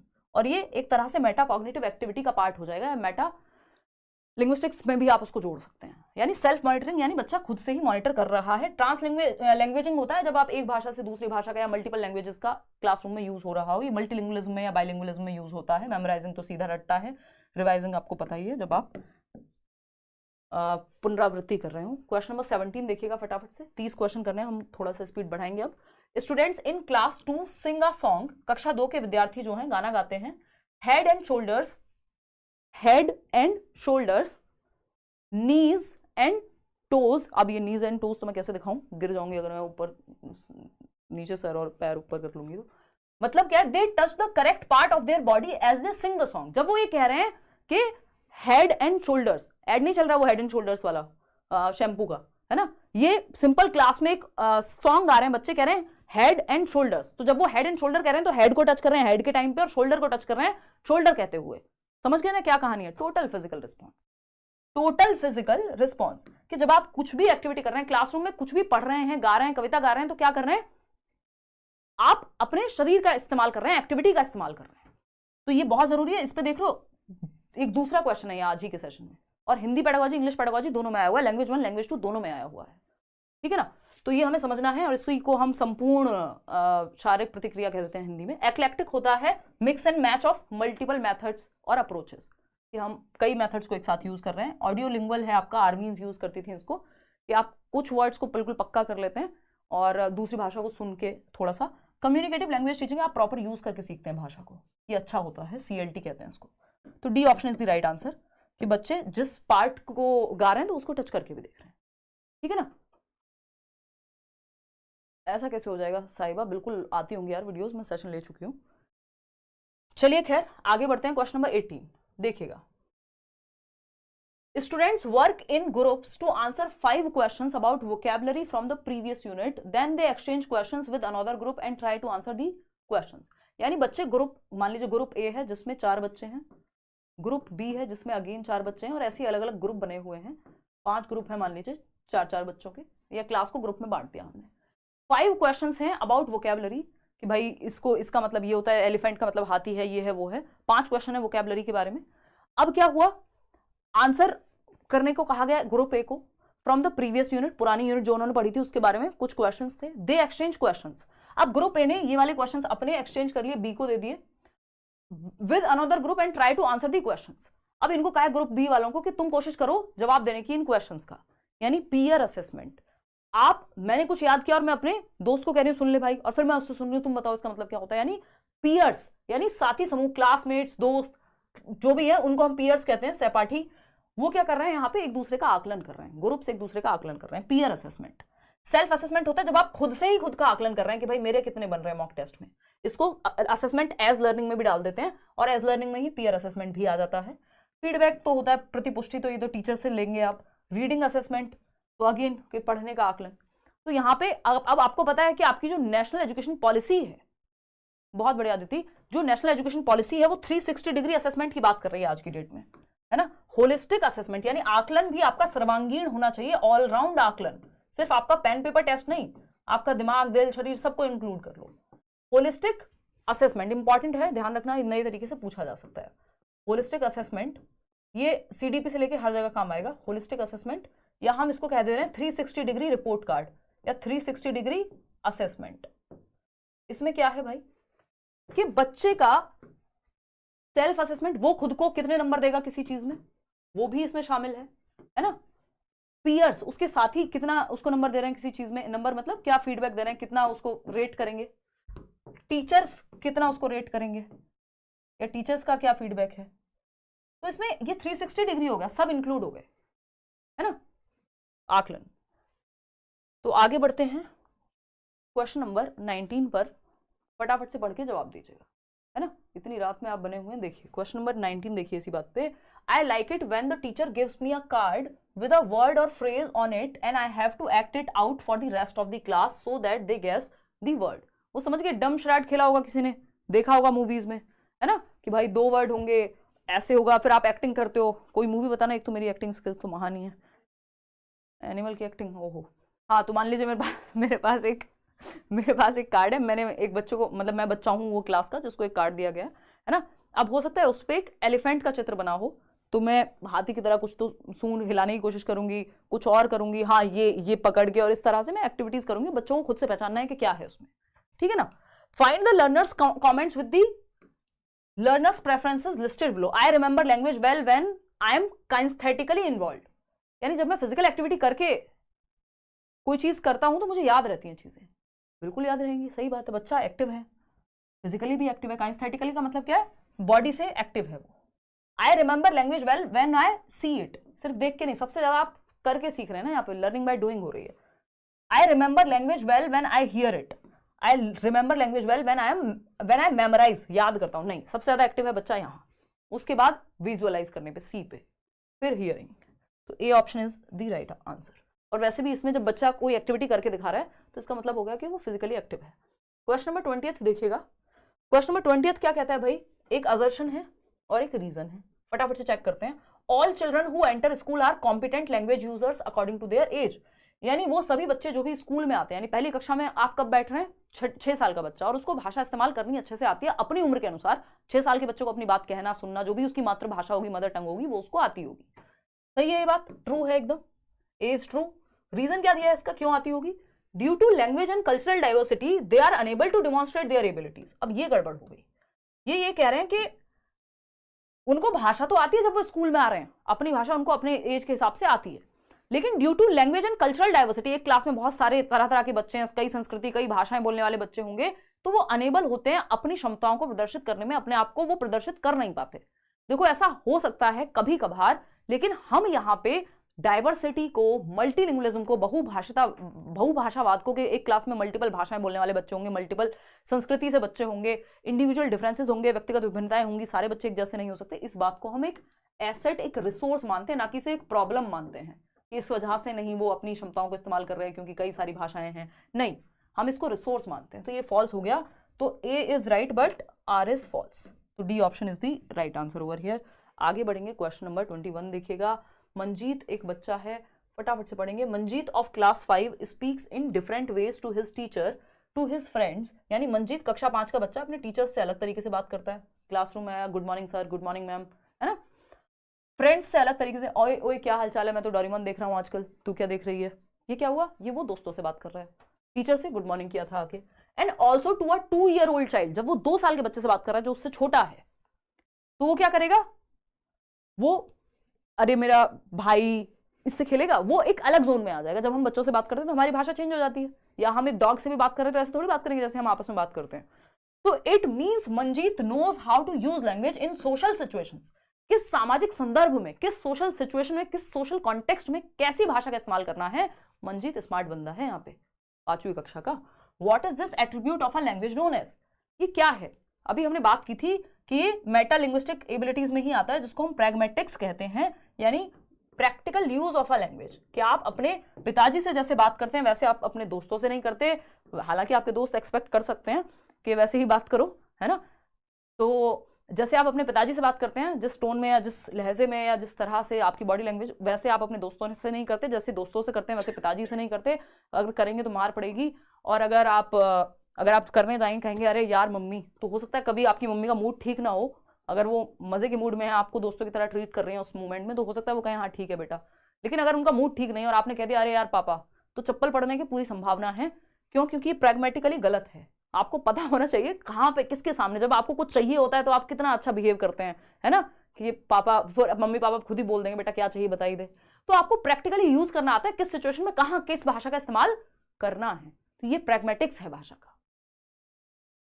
भाई हिंदी में भी तो एक्सप्लेन कर रही हूँ, इंग्लिश को इससे ज्यादा हिंदी में कौन एक्सप्लेन करेगा।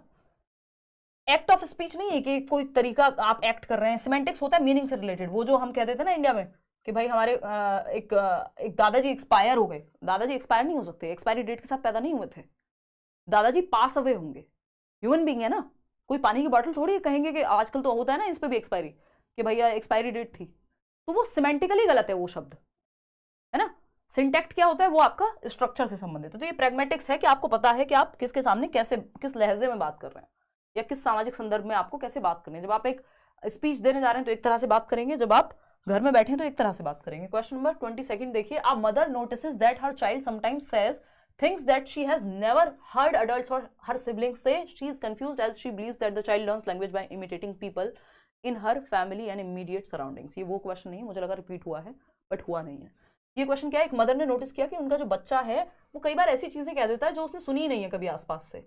शी इज कंफ्यूज्ड, वो कंफ्यूज है, क्यों, because she believes that the child learns language by imitating people, क्योंकि उनका ये विश्वास है, उनका ये मानना है कि बच्चे भाषा इमिटेट करके सीखते हैं, दूसरों की नकल करके सीखते हैं। इमिटेशन का मतलब क्या है? नकल करके सीखना। अब जो चीज उसने सुनी ही नहीं, उसकी नकल कैसे कर पा रहे हैं? वो नए शब्द लाएगा कहां से? तो children learn language by imitating people in her family and immediate surroundings. जो भी उनके आसपास भाषा बोली जा रही है उसी को नकल करके वो बोलते हैं। हर बिलीफ रिजोनेट्स विद, यानी माताजी का ये मानना कि जो बच्चे हैं वो भाषा को इमिटेट करके, यानी उसका अनुकरण करके, उसकी नकल करके सीखते हैं, ये किस और संकेत करता है कि माताजी किस अप्रोच में विश्वास रखेंगी भाषा को सीखने की? मल्टीलिंगुअलिज्म, बहुभाषितावाद, एक से ज्यादा भाषाओं की बात हो रही है या नहीं? तो ये तो हो ही नहीं सकता, आपने कैसे लगा दिया ये? नेटिविज्म, नेटिविज्म तो कहेगा वही जो आपका नेटिविज्म ही तो है, नेटिविस्ट ही हैं आपके जो नॉम चॉम्स्की हैं, जो ये कहते हैं कि इनेट एबिलिटी है भाषा को सीखने की। लेकिन इन्होंने क्या कहा है कि बच्चा इमिटेट करके ही भाषा सीखता है, इनका ऐसा मानना है। तो ये जो इमिटेट करके भाषा सीखने का मानना है, ये आया कहां से? ये किस थ्योरी का पार्ट है? तो ये बिहेवियरिज्म का पार्ट है, व्यवहारवाद का। ये तो जनरेट करने की बात करेंगे भाषा को, है ना। इससे पहले आया था क्वेश्चन जिसमें ये पूछा था व्यवहारवाद। व्यवहारवाद ये कहता है, जो आपके स्किनर हैं वो भी ये कह रहे हैं, हालांकि बेंडूरा भी यही कहते हैं कि बच्चा क्या है, लैंग्वेज को इमिटेट करके, नकल करके सीख रहा है और फिर आप उसको रीइंफोर्स करते हैं, ऐसा स्किनर कहते हैं। हालांकि बेंडूरा भी पहले बिहेवियरिस्ट ही थे। तो अगर हम देखें यहाँ पे, तो ये बिहेवियरिस्ट थॉट है, बिहेवियरिस्टिक थॉट है कि बच्चा नकल करके सीखता है भाषा, अपनी सराउंडिंग से इमिटेट करके। तो BF स्किनर हो चाहे यहाँ बेंडूरा हो, BF स्किनर तो स्पेशली जब इमिटेट करके भाषा सीखने की बात आए तो स्किनर लगा दीजिएगा, ये क्वेश्चन पूछा जाता है अगर हम लैंग्वेज में बात करें। कंस्ट्रक्टिविज्म तो भाई कहेगा एनवायरमेंट से एक्टिवली सीख रहा है ना। तो C option is the right answer. और अगर यहाँ पे लिखा होता कि रीइंफोर्समेंट, गुड, वेरी गुड, शाबाश, जब हम बच्चों को कह रहे हैं उससे भाषा सीख रहा है नकल के साथ साथ, तब भी आंसर बिहेवियरिज्म ही होता। क्वेश्चन नंबर 23 देखिएगा और जवाब दीजिएगा। ये कहता है the set of skills that develop before children begin formal reading instruction and which provide the foundation for later academic skills. यानी वो सेट ऑफ स्किल्स, वो कौशल, चाहे वो सुनना हो, बोलना हो, थोड़ा बहुत पढ़ना हो, जानना हो, जो फॉर्मल रीडिंग से पहले बिगिन हो जाते हैं, शुरू हो जाते हैं। यानी अभी आप प्रॉपर स्कूल में पढ़ने नहीं जा रहे हैं, बट आपको कुछ आइडिया लग गया है। इस आइडिया लगने को एमर्जेंट लिटरेसी कहते हैं। ये आज हमने कई बार डिस्कस कर लिया है कि अभी एमर्जिंग है, हो सकता है उसको किताब देख के समझ भी ना आ रहा हो क्या चल रहा है, लेकिन उसको आइडिया तो लग रहा है। यही एमर्जेंट लिटरेसी है। आगे बढ़ते हैं, क्वेश्चन नंबर 24 देखिएगा। क्वेश्चन नंबर 24 क्या कहता है? A grandmother loves to read out stories from books to young children. एक ग्रैंड मदर है, एक दादी माँ है, वो अपने छोटे जो उनके बच्चे हैं, मतलब जो उनके बच्चों के बच्चे हैं, उनको क्या कर रही हैं? स्टोरी सुना रही हैं। स्टोरी बुक्स से, खुद से नहीं, बुक्स से, यानी बुक्स का इस्तेमाल हो रहा है स्टोरी सुनाते समय। In this way exposes them to books and new ideas. अब वो कोई पिक्चर दिखा रही है, कोई बुक, स्टोरी बुक्स ऐसी होती है ना जिनमें पिक्चर्स भी होती हैं कि अच्छा ये कॉय वाली जो कहानी, अच्छा देख के क्या समझ आ रहा है तुमको, फिर वो खुद से एक्सप्लेन करेंगी, चर्चा होगी। इसको अगेन डायलॉगिक रीडिंग कहेंगे कि डायलॉग के माध्यम से हम रीड कर रहे हैं। डायलॉग मतलब बातचीत, किसके बीच में? ग्रैंड माँ और ग्रैंड चिल्ड्रन के बीच में, है ना। तो ये डायलॉगिक रीडिंग हो गई। अभी हम थोड़ी देर पहले भी बात कर रहे थे, जब एक अडल्ट और बच्चे डायलॉग करके एक बुक बीच में होती है, मतलब वो भी पार्ट है बुक भी, तो उसको डायलॉगिक रीडिंग कहते हैं। मॉडल रीडिंग होती है जब टीचर ने पढ़ के बताया सही तरीके से और आप भी वैसे ही पढ़ रहे हैं। अलाउड रीडिंग होती है, लाउड रीडिंग कहते हैं, ये साइलेंट है। तो लाउड रीडिंग क्या होती है कि जब आप जोर जोर से बोल करके पढ़ रहे हैं, इससे भी उच्चारण ठीक होता है। शेयर्ड रीडिंग है जब आप ग्रुप में पढ़ रहे हैं। चलिए खैर आगे बढ़ते हैं। क्वेश्चन नंबर 25 ये क्या कहता है भाई, देखते हैं एक बार। क्वेश्चन नंबर 25 कहता है an approach to teaching reading that, an approach to teaching reading, यानी आप रीडिंग सिखा रहे हैं, that starts with basic elements like letters से शुरू हो रही है। लेटर्स क्या है? ABCD, है ना, अ से अनार, अ से आम, ये सब। एंड फोनीम्स, यानी अब इनको जोड़ के कैसे एक वर्ड बनेगा? CAT, cat. पहले आपने लेटर सीखे, अब आप ये लेटर्स जोड़ के वर्ड बनाना सीख रहे हैं। यानी साउंड कैसी बनती है? C और H मिलते हैं तो च की साउंड बनती है, ये फोनीम है। And teachers children that phonemes can be combined into words. अब इन फोनीम्स को जोड़ दिया आपने और लिखा चौधरी, तो ये क्या है? एक वर्ड बन गया, है ना। तो before moving on to reading as a whole, तो आप पार्ट से होल की तरफ जा रहे हैं, इसका मतलब बॉटम से अप की तरफ जा रहे हैं, बॉटम अप अप्रोच है। टॉप डाउन क्या होता है? सीधा स्टोरी से शुरू करके तब आप पैराग्राफ पे आते, पैराग्राफ से सेंटेंस पे आते, सेंटेंस से आप फ्रेजेस पे आते, वर्ड मीनिंग पे आते, वर्ड मीनिंग से लेटर पे आते, फिर उसके बाद बताते कि फोनीम से उस पे लेटर पे आते। तो बॉटम अप अभी हमने इस पर बात की ही थी। होल लैंग्वेज अप्रोच इसको कहेंगे नहीं, क्योंकि जस्ट कहानी सुना करके एक मीनिंग समझने की बात नहीं हो रही है। क्वेश्चन नंबर 26 देखिएगा। असर्शन क्या है? Use of phonetic spelling slows down the ability to learn to spell correctly. यानी जब आप फोनेटिक स्पेलिंग का इस्तेमाल करते हैं तो वो आपकी एबिलिटी को खत्म कर देती है करेक्टली प्रोनाउंस करने की, बल्कि हमें मदद मिलती है, थोड़ा स्लो कर सकती है. When young children use spellings that they invented rather than conventional spellings, it does not slow down their ability to learn to spell correctly. अब क्या बात चल रही है, कहना क्या चाहते हैं? और 4 क्वेश्चन है, जवाब दीजिए फिर हम आगे बढ़ेंगे.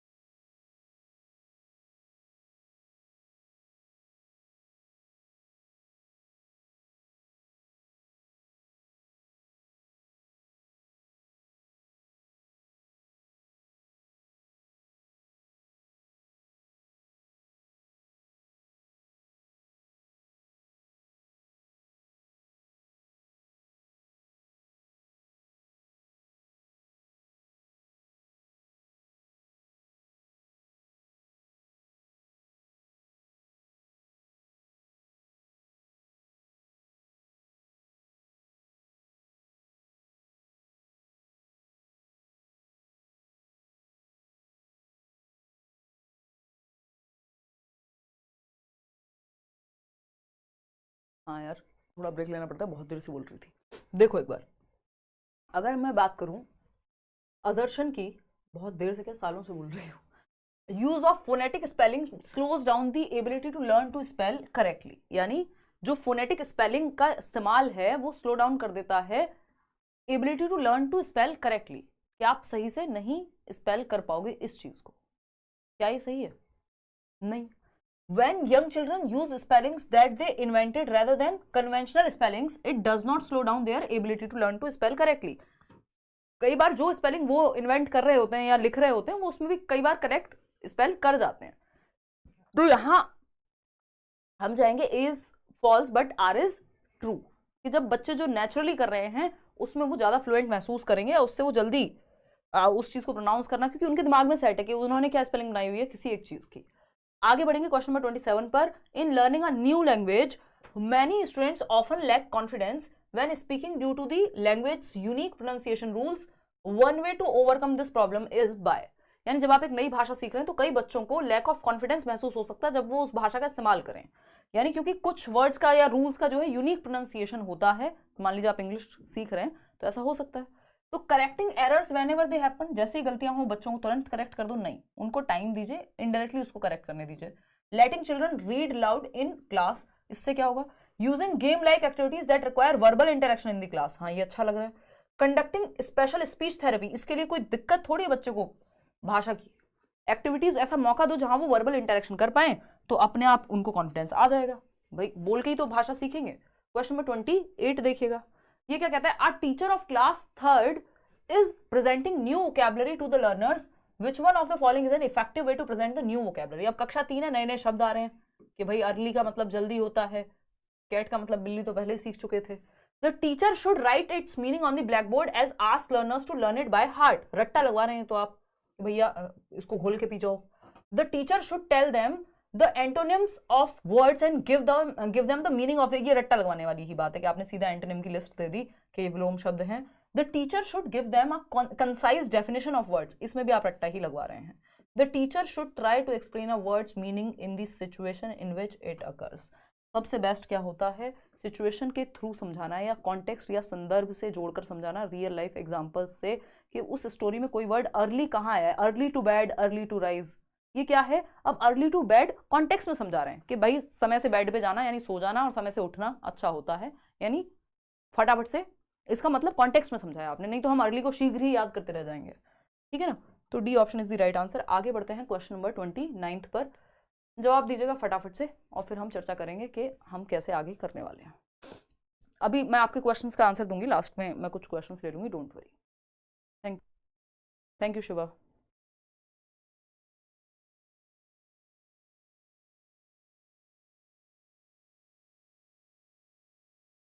और खांसू, जल्दी सबको खांस के दिखाओ. देखिएगा, अगर हम बात करें, हमारे पास निशा है जो बिल्कुल अलग तरह से खांसती है, ऐसा कोई खांस ही नहीं सकता. अरे सर्दी में खांसियाँ हो जाती, खांसियाँ कौन सी भाषा है? 26 दोबारा बताओ, अभी बताऊंगी. Learning a language is a matter of what? Time, क्या, एक्विजिशन, प्रोसेस या प्रोडक्ट? तो हमें पता है ये is a matter of product, matter of skill या मैटर ऑफ एक्विजिशन। देखो स्किल अगर आपको आ गई तो भाषा तो आप सीख ही जाएंगे, ऐसा तो नहीं हो सकता कि आपको स्किल्स बहुत अच्छे से आती हो। तो learning a language is a matter of skill कहा जाता है, यानी कौशल है अपने आप में। भाषा क्या है? कौशल है ना। किसका मैटर है? कौशल है। भाषा को हम कहते हैं यार एक स्किल ही तो है, लैंग्वेज एक स्किल ही तो है, कम्युनिकेशन एक स्किल ही तो है, सीख जाएंगे फटाफट से, थोड़ा सा प्रैक्टिस करेंगे तो। एक्विजिशन की तो हमारे अंदर क्षमता होती है, लेकिन वो एक एज के बाद नीचे जा रही है। क्यों? क्योंकि नॉम चॉम्स्की कह रहे हैं कि लैंग्वेज एक्विजिशन डिवाइस एडोलेसेंस के बाद दिक्कत होती है उसमें, फिर आपको मुश्किल होती है सीखने में भाषा। तो मैटर ऑफ स्किल है, भाषा क्या है? कौशल है, ना कि एक्विजिशन है भाषा कोई। एक्विजिशन के थ्रू आप सीखते हैं वो एक अलग बात है। तो ए option is the right answer. Question number 30 देखिएगा, आज के लिए आखिरी सवाल और थोड़ा सा बड़ा भी है, इसमें सर का दर्द हो सकता है, और फिर हम आएंगे 26 में, कई लोगों को उसमें डाउट है और भी कोई बात होगी तो बता देंगे। अगर हम बात करें यहां पर इस चीज की, क्वेश्चन नंबर 30 की, देखिएगा, match the ways of reading with what readers do, यानी आपको तरीके जोड़ने हैं। रीडिंग की टैक्टिक्स किससे कौन सी जुड़ी हुई है? वेज ऑफ रीडिंग यानी पढ़ने के तरीके, और करते क्या है रीडर्स, जो पठन करता है वो क्या करते हैं, इन दोनों को मैच करना है, कौन सी बात किससे मैच हो रही है। अब टेक्निक है एक रीडिंग की जिसको प्रेडिक्टिंग कहते हैं, यानी आप टाइटल देख के, यानी जो आपका पाठ का शीर्षक है उसको देख के अंदाजा लगाते हैं कि, या पिक्चर्स देख के कि इसमें होगा क्या अंदर, है ना, इसको प्रेडिक्टिंग कहते हैं। तो कहीं तो होगा ऑप्शन में। They determine how right parts of the text, they look at how the information is structured, नहीं स्ट्रक्चर की बात नहीं होगी। They focus on how language is used, they use titles and pictures, यही एग्जैक्ट सेम बात लिखी हुई है। दे यूज टाइटल्स यानी जो आपका पाठ का शीर्षक है और जो पिक्चर्स उसमें दी गई हैं, to give themselves ideas about what the text is about, यार ये किस बारे में होगा। अगर किसी बुक के ऊपर पहले या किसी कहानी के ऊपर अलग तरह का पेड़ छपे हुए हैं उसमें, तो आपको आइडिया लग जाए यार ये पेड़ के बारे में है, उसमें लिखा हुआ है मेरी दुनिया, तो और आपको दिख रहा है घर या परिवार की बात हो रही है, पिक्चर लगी हुई है। तो ये हम प्रिडिक्शन करते हैं पाठ को पढ़ने से पहले, पूर्व अनुमान लगा रहे हैं। तो ए के साथ जाएंगे, ए कहाँ पे 5 पे होना चाहिए, खत्म ही हो गई कहानी। यहाँ तो यहाँ ए 4 पर है, 1 पर है, 2 पे है, 5 पे तो सिर्फ यही है, आपको आगे चेक करने की जरूरत नहीं, आपका टाइम बच गया। लेकिन फिर भी हमें ये एक सीधा सा फंडा होता है, शॉर्टकट होता है इस तरह के क्वेश्चन को सॉल्व करने का। आप देख लीजिए अगर 2 में भी श्योर हैं तो किसके साथ वो ऑप्शन कहाँ है। अगर आपका बहुत ही अच्छा इसमें मतलब मौका लगा तो ऐसा ही हो जाएगा कि बस ए का 5 ऑप्शन एक ही जगह दिया हुआ था, सिंपल आंसर हो गया। लेकिन फिर भी चेक करते हैं। इन्फरिंग एटीट्यूड, इन्फरिंग होता है आप एक डिड्यूस कर रहे हैं मीनिंग या अनुमान लगा रहे हैं, या फिर आप एक सारांश निकाल रहे हैं खुद से कि ये क्या है। इन्फरिंग एटीट्यूड क्या होगा भाई, फटाफट से देखते हैं। They determine how writers feel based on how they write, यानी कि इन्फर करने का क्या मतलब है, मैंने कोई मूवी देखी, मैंने कोई किताब पढ़ी और मैं इन्फर कर रही हूँ, मैं अपना एक मीनिंग निकाल रही हूँ, इससे अपना एक अनुमान लगा रही हूँ कि यार ये इस व्यक्ति ने, इस राइटर ने ये किस सोच से लिखा होगा, या वो ये लिखते समय या मूवी को बनाते समय वो जब हमें दिख रहा है कि 2 कैरेक्टर्स रो रहे हैं तो हम वो महसूस कर पा रहे हैं, यानी हम वो फील कर पा रहे हैं कि ये किस तरह से आया होगा। ये आपका अनुमान है, हर कोई नहीं करेगा, वो सबके लिए अलग अलग हो सकता है, ठीक है ना। किसी को इमोशनल सीन पे हंसी आ सकती है, किसी के आंसू आ सकते हैं, तो वो आपका इन्फर करना है। डिड्यूसिंग मीनिंग फ्रॉम द कॉन्टेक्स्ट, यानी आप संदर्भ में मीनिंग को निकाल रहे हैं। डिड्यूस करना मतलब ग्रहण कर रहे हैं उस मीनिंग को संदर्भ में कि किस कॉन्टेक्स्ट में वो बात कही गई है। अभी जैसे कल ही मैंने एक रील पोस्ट की थी इंस्टाग्राम पे बहुत टाइम बाद, कि जो केवीएस में जिनका रैंक 20 है पीआरटी में, प्रशांत, अभी जल्दी आप इंटरव्यू भी देखेंगे उनका, तो मैं ऐसे मजे ले रही थी उनके, उन्होंने बड़े फंकी से कपड़े पहने हुए थे। मैंने कहा प्रशांत, और ये बहुत स्टीरियोटिपिकल बात है, हम सोचते हैं टीचर्स बिल्कुल एकदम साधारण कपड़े पहने, है ना, कुछ हद तक होना भी चाहिए जब आप क्लासरूम में हैं तो। अदरवाइज अगर हम बात करें यहाँ पे, तो मैं उनको मजाक उड़ा रही थी, मैंने कहा टीज कर रही थी उनको, मैंने कहा ये कौन सा टीचर इतने फंकी कपड़े पहनता है। अब ये कॉन्टेक्स्ट में समझना है, मैं लिटरली मजाक नहीं उड़ा रही हूँ, उनको बुली नहीं कर रही हूँ। ये क्या, ये हमारा एक रिलेशन है, एक कनेक्शन है कि हम फ्रेंड्स की तरह रहते हैं सारे लर्नर्स। ऐसा नहीं है कि बहुत, ना तो मैं एज में इतनी बड़ी हूँ कि मैं आपको ये कहूँ कि नहीं नहीं मैं ही बॉस हूँ यहाँ तो, और वो टिपिकल टीचर वाली बात नहीं है, ट्रेडिशनल टीचर नहीं, हमें प्रोग्रेसिव टीचर चाहिए, मॉडर्न चाइल्ड सेंटर टीचर चाहिए, ठीक है ना। तो डिड्यूसिंग मीनिंग फ्रॉम कॉन्टेक्स्ट है, कॉन्टेक्स्ट में जिसको समझ आया उसको लगा हाँ ठीक है यार मजाक कर रहे हैं 2 लोग, जिसको नहीं आया उसको लगा यार परेशान कर रहे हो आप तो इनको। तो डिड्यूसिंग मीनिंग फ्रॉम कॉन्टेक्स्ट क्या है, किस संदर्भ में बात कही गई है। They use parts of the text to help them understand unfamiliar lexis, यानी संदर्भ में समझ रहे हैं आप। हो सकता है कई बार आपको चीजें वहां पे संदर्भ में कैसे समझ रहे हैं, आप वो वीडियो देख के समझ रहे हैं, उसमें वर्ड्स नहीं है, है ना, म्यूजिक है सिर्फ, वो आपको एक्शन से समझना है। तो उसी तरह से यहाँ पे भी क्या है कि कई बार आपको कोई कहानी में 1-2 वर्ड समझ नहीं आए मान लीजिए, या किसी लाइन में, तो आप वो संदर्भ से समझ लेते हैं कि इस कहानी में ये बारे में बात हो रही है तो ऐसा हुआ होगा, चाहे आपको वर्ड समझ आया ना हो। इंटेंसिव रीडिंग, इंटेंसिव रीडिंग होती है जब आप क्लासरूम में टेक्स्ट पे फोकस करते हैं, एक्सटेंसिव होती है जब आप मजे के लिए कोई नॉवल पढ़ रहे हैं, है ना।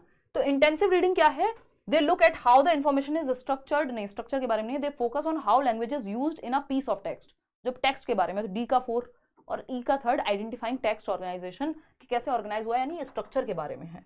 तो सिंपल जवाब है, कोई इसमें दिक्कत नहीं है। क्वेश्चन नंबर 26 में कई लोगों को समस्या है, पहले उस पर आ जाते हैं, फिर मैं आपके सवाल लूंगी और आउट ऑफ 30 क्वेश्चंस कितने आपने ठीक किए वो भी बताइएगा। क्वेश्चन नंबर 26 देखिएगा, रीड द फॉलोइंग, ये सेशन रिवीजन के तौर पे मल्टीपल टाइम्स देखिएगा या तो, या ये पीडीएफ में शेयर करूंगी, समझने की कोशिश कीजिएगा कि मैंने एक ऑप्शन में आपको बहुत सारी चीजें एक्सप्लेन की हैं। हमें 1 घंटे से ज्यादा हो गया इन 30 क्वेश्चंस को करते हुए, यानी 2-3 मिनट एक क्वेश्चन पे हमने लगाए हैं। तो वो सारे ऑप्शंस को समझना जरूरी है, ताकि आप, क्योंकि सिलेबस सेम ही है, यही चीजें घुमा फिरा के पूछी जानी है, तो वो आपके दिमाग में सेट हो जाए। हाँ, आज पेड क्लास में, मतलब बैच में क्लास नहीं हुई थी भाई, कुछ एक तो कंफ्यूजन थी, बिल्कुल एंड मोमेंट में मेरे को पता लगा। मुझे ये था कि आप लोग बोल रहे थे फ्राइडे को कि छुट्टी रहेगी मंडे को, तो मुझे खुद आइडिया नहीं था। फिर वो एंड मोमेंट पता लगा, तब तक मेरे को, मतलब I was not feeling energetic enough, तो मैंने सोचा फिर कल से करते हैं। देखिएगा क्वेश्चन नंबर 26, असर्शन की अगर हम बात करें यहाँ पे, और एक रीजन है, use of phonetic spelling slows down the ability to learn to spell correctly, यानी आपको यूज ऑफ फोनेटिक स्पेलिंग, कि आपको पता चल गया सी और एच मिलकर के च की साउंड निकालते हैं, है ना। ये क्या है, use of phonetic spelling slows down the ability to learn to spell correctly. भाई अगर आपको पता है कि सी और एच मिलकर च बनता है, क भी बन सकता है कई केसेस में, अब आपको फोनेटिक स्पेलिंग की नॉलेज हो गई, तो ये, लेकिन ये फोनेटिक नॉलेज तो आपको क्या करेगी, हेल्प करेगी कि आप सही से प्रोनाउंस करें, बल्कि आप गलत ना करें। अगर आपको फोनेटिक नॉलेज है कि भाई इस वर्ड में, नॉलेज में के साइलेंट है, तो ये आप सही से प्रोनाउंस करेंगे। इससे स्लो डाउन कहां हो रहा है भाषा को सीखना या स्पेल करना, ये तो फास्ट करेगा इस चीज को। इन्होंने कह दिया स्लो डाउन हो जाएगा, तो इसीलिए ये ए गलत था, तो ए इज फॉल्स। रीजन क्या है इसका, when young children use spellings that they invented rather than conventional spellings, it does not slow down their ability to learn to spell correctly. जब वो खुद से भी, जो भी बच्चा खुद करता है वो तो वैसे भी नेगेटिव होता नहीं है, तो जो वो खुद से अपना एक आइडिया लगा रहा है कि नहीं इस शब्द को ऐसे कहते हैं, ऐसे कहते हैं, तो वो बच्चा एक्टिव है वहां पे, तो ये इसलिए पूरी तरह से गलत नहीं है। तो इसको हम R is true but A is false, अगर स्लो डाउन नहीं लिखा होता तो दोनों सही हो जाते हैं। ठीक है जी। तो आउट ऑफ 30 क्वेश्चंस आपने कितने ठीक किए, ये आप थोड़ा सा बताने का कष्ट हमें कर दीजिए, और ये टेलीग्राम पे मिल जाएगी आपको पीडीएफ, टेलीग्राम चैनल में आपको दिखा देती हूँ। फेक चैनल, फेक वेबसाइट से मत जुड़िएगा, सिर्फ करियर ऐप पे कोर्स वगैरह होते हैं, इसके अलावा आप कहीं भी इस चक्कर में मत जुड़िएगा। लाइक शेयर सब्सक्राइब आप कर चुके होंगे, होपफुली आपको सेशन पसंद ही आया होगा। आउट ऑफ 30 आपके कितने ठीक हुए क्वेश्चंस, और ठीक से भी ज़्यादा समझ में कितना आया, है ना। लेट्स लर्न स्क्वाड 8.5 लाख से ज़्यादा लोग हम टेलीग्राम पे जुड़े हुए हैं, है ना। और अगर हम बात करें 30 आउट ऑफ 30 की, तो हम, मतलब सॉरी 30 आउट ऑफ 30 तो मुझे नहीं लगता सबके आए होंगे, बट आउट ऑफ 30 कितने ठीक हुए आपके आज के सेशन में, वो आप बताइएगा, ईमानदारी से ही बताएंगे आप तो, है ना। चलिए फिर, आज 22, 21, 4 हुए 30 में से सही, कहाँ कौन सी दुनिया में हो। हाँ, सीटेड वाला आपका नहीं है, नहीं यार ये क्या है, ऐसे बहुत सारे चैनल्स बने हुए हैं जो मेरे नाम पे हैं, ये मतलब ऐसे ही किसी ने फैन चैनल बना लिया, किसी के 4 पैसे कमा ले रहा है कोई, तो बहुत ज़्यादा उस चीज़ पे हम उतना फोकस नहीं करते हैं, बट कुछ नेगेटिव होता हुआ दिखता है या कोई बेच रहा है तो वो बड़ी गलत बात है, उस पर एक्शन लिया जा सकता है तुरंत। बात रही चैनल की, तो सिर्फ या तो लेट्स लर्न है या हिमांशी सिंह है। हिमांशी सिंह पे तो कहीं साल भर में 4 वीडियो नहीं आई होंगी, उस पर व्लॉग्स वगैरह ही होते हैं, पढ़ाई सिर्फ लेट्स लर्न पे ही होती है, या फिर करियर ऐप पे हम लोग पढ़ते हैं। तो आज के लिए इतना ही रखते हैं। यूज़ कर रहे हैं मैम आप, कौन से गूगल्स यूज़ कर रहे हैं, कौन से गूगल्स यूज़ कर रहे हैं, 5 बार लिख दिया प्रदीप कुमार ने। प्रदीप कुमार ये बिल्कुल नॉर्मल, जिसको हम क्या कहते हैं, ब्लू कट लेंसेज बोलते हैं आई थिंक, ये बस लाइट, क्योंकि यहाँ इतनी लाइट होती है और स्क्रीन पे मुझे हर टाइम देखना होता है, तो उसमें हेल्प कर देते हैं। बाकी आई साइट की अभी तक तो कोई दिक्कत नहीं है, उम्र के साथ आ जाए तो बात अलग है। अभी आंखें चल रही हैं ठीक, काफ़ी सालों से स्क्रीन का ही काम है, फिर भी अभी बची हुई हैं आंखें, है ना। तो चलिए आज के लिए इतना ही रखते हैं, धन्यवाद। और ये मैं कई सालों से यूज़ कर रही हूँ, कर्नाटक से हूँ, आपका बहुत बहुत शुक्रिया, आपकी वजह से मुझे बहुत फ़ायदा मिला, रिजवान कह रहे हैं। चलिए धन्यवाद रिजवान, कल मिलते हैं 9 बजे। कल हम प्याजे, वाइगॉस्की और कोहलबर्ग, वाइगॉस्की तो हम कर चुके हैं, प्याजे और कोहलबर्ग के क्वेश्चंस को करेंगे, है ना। तो आप वो थियोरीज चाहे यूट्यूब से पढ़ लीजिएगा, नोट से पढ़ लीजिएगा, और बैच में भी मिलते हैं कल शाम को, ठीक है जी। वेस्ट बंगाल के पेपर सॉल्व करा देखती हूँ यार, समय मिलेगा तो मैं बिल्कुल बनाऊंगी। इवन डी+B की वैकेंसी पे भी बात करनी बाकी है, सेकंड पेपर के लिए भी इक्वली। अच्छा ये क्वेश्चंस इस बार लेटेस्ट पैटर्न पे पूछे गए हैं पेपर में, इनको हल्के में नहीं लेना कि अच्छा ये तो आ चुके हैं प्रीवियस ईयर में, अब क्यों आएंगे, ऐसा नहीं होता। सीटेट में चीज़ें सबसे ज़्यादा रिपीट होती हैं क्योंकि सिलेबस सेम है और ये नया तरीका है इनका पूछने का सेम चीज़ को। पिछले 3 बार से सेम तरीके के क्वेश्चन पूछ रहे हैं, जो टीपी आ रहा है वो हर बार आ रहा है, जो एमरजेंट लिटरेसी है वो हर बार आ रहा है, तो बहुत क्वेश्चन रिपीट होते हैं। चलिए खैर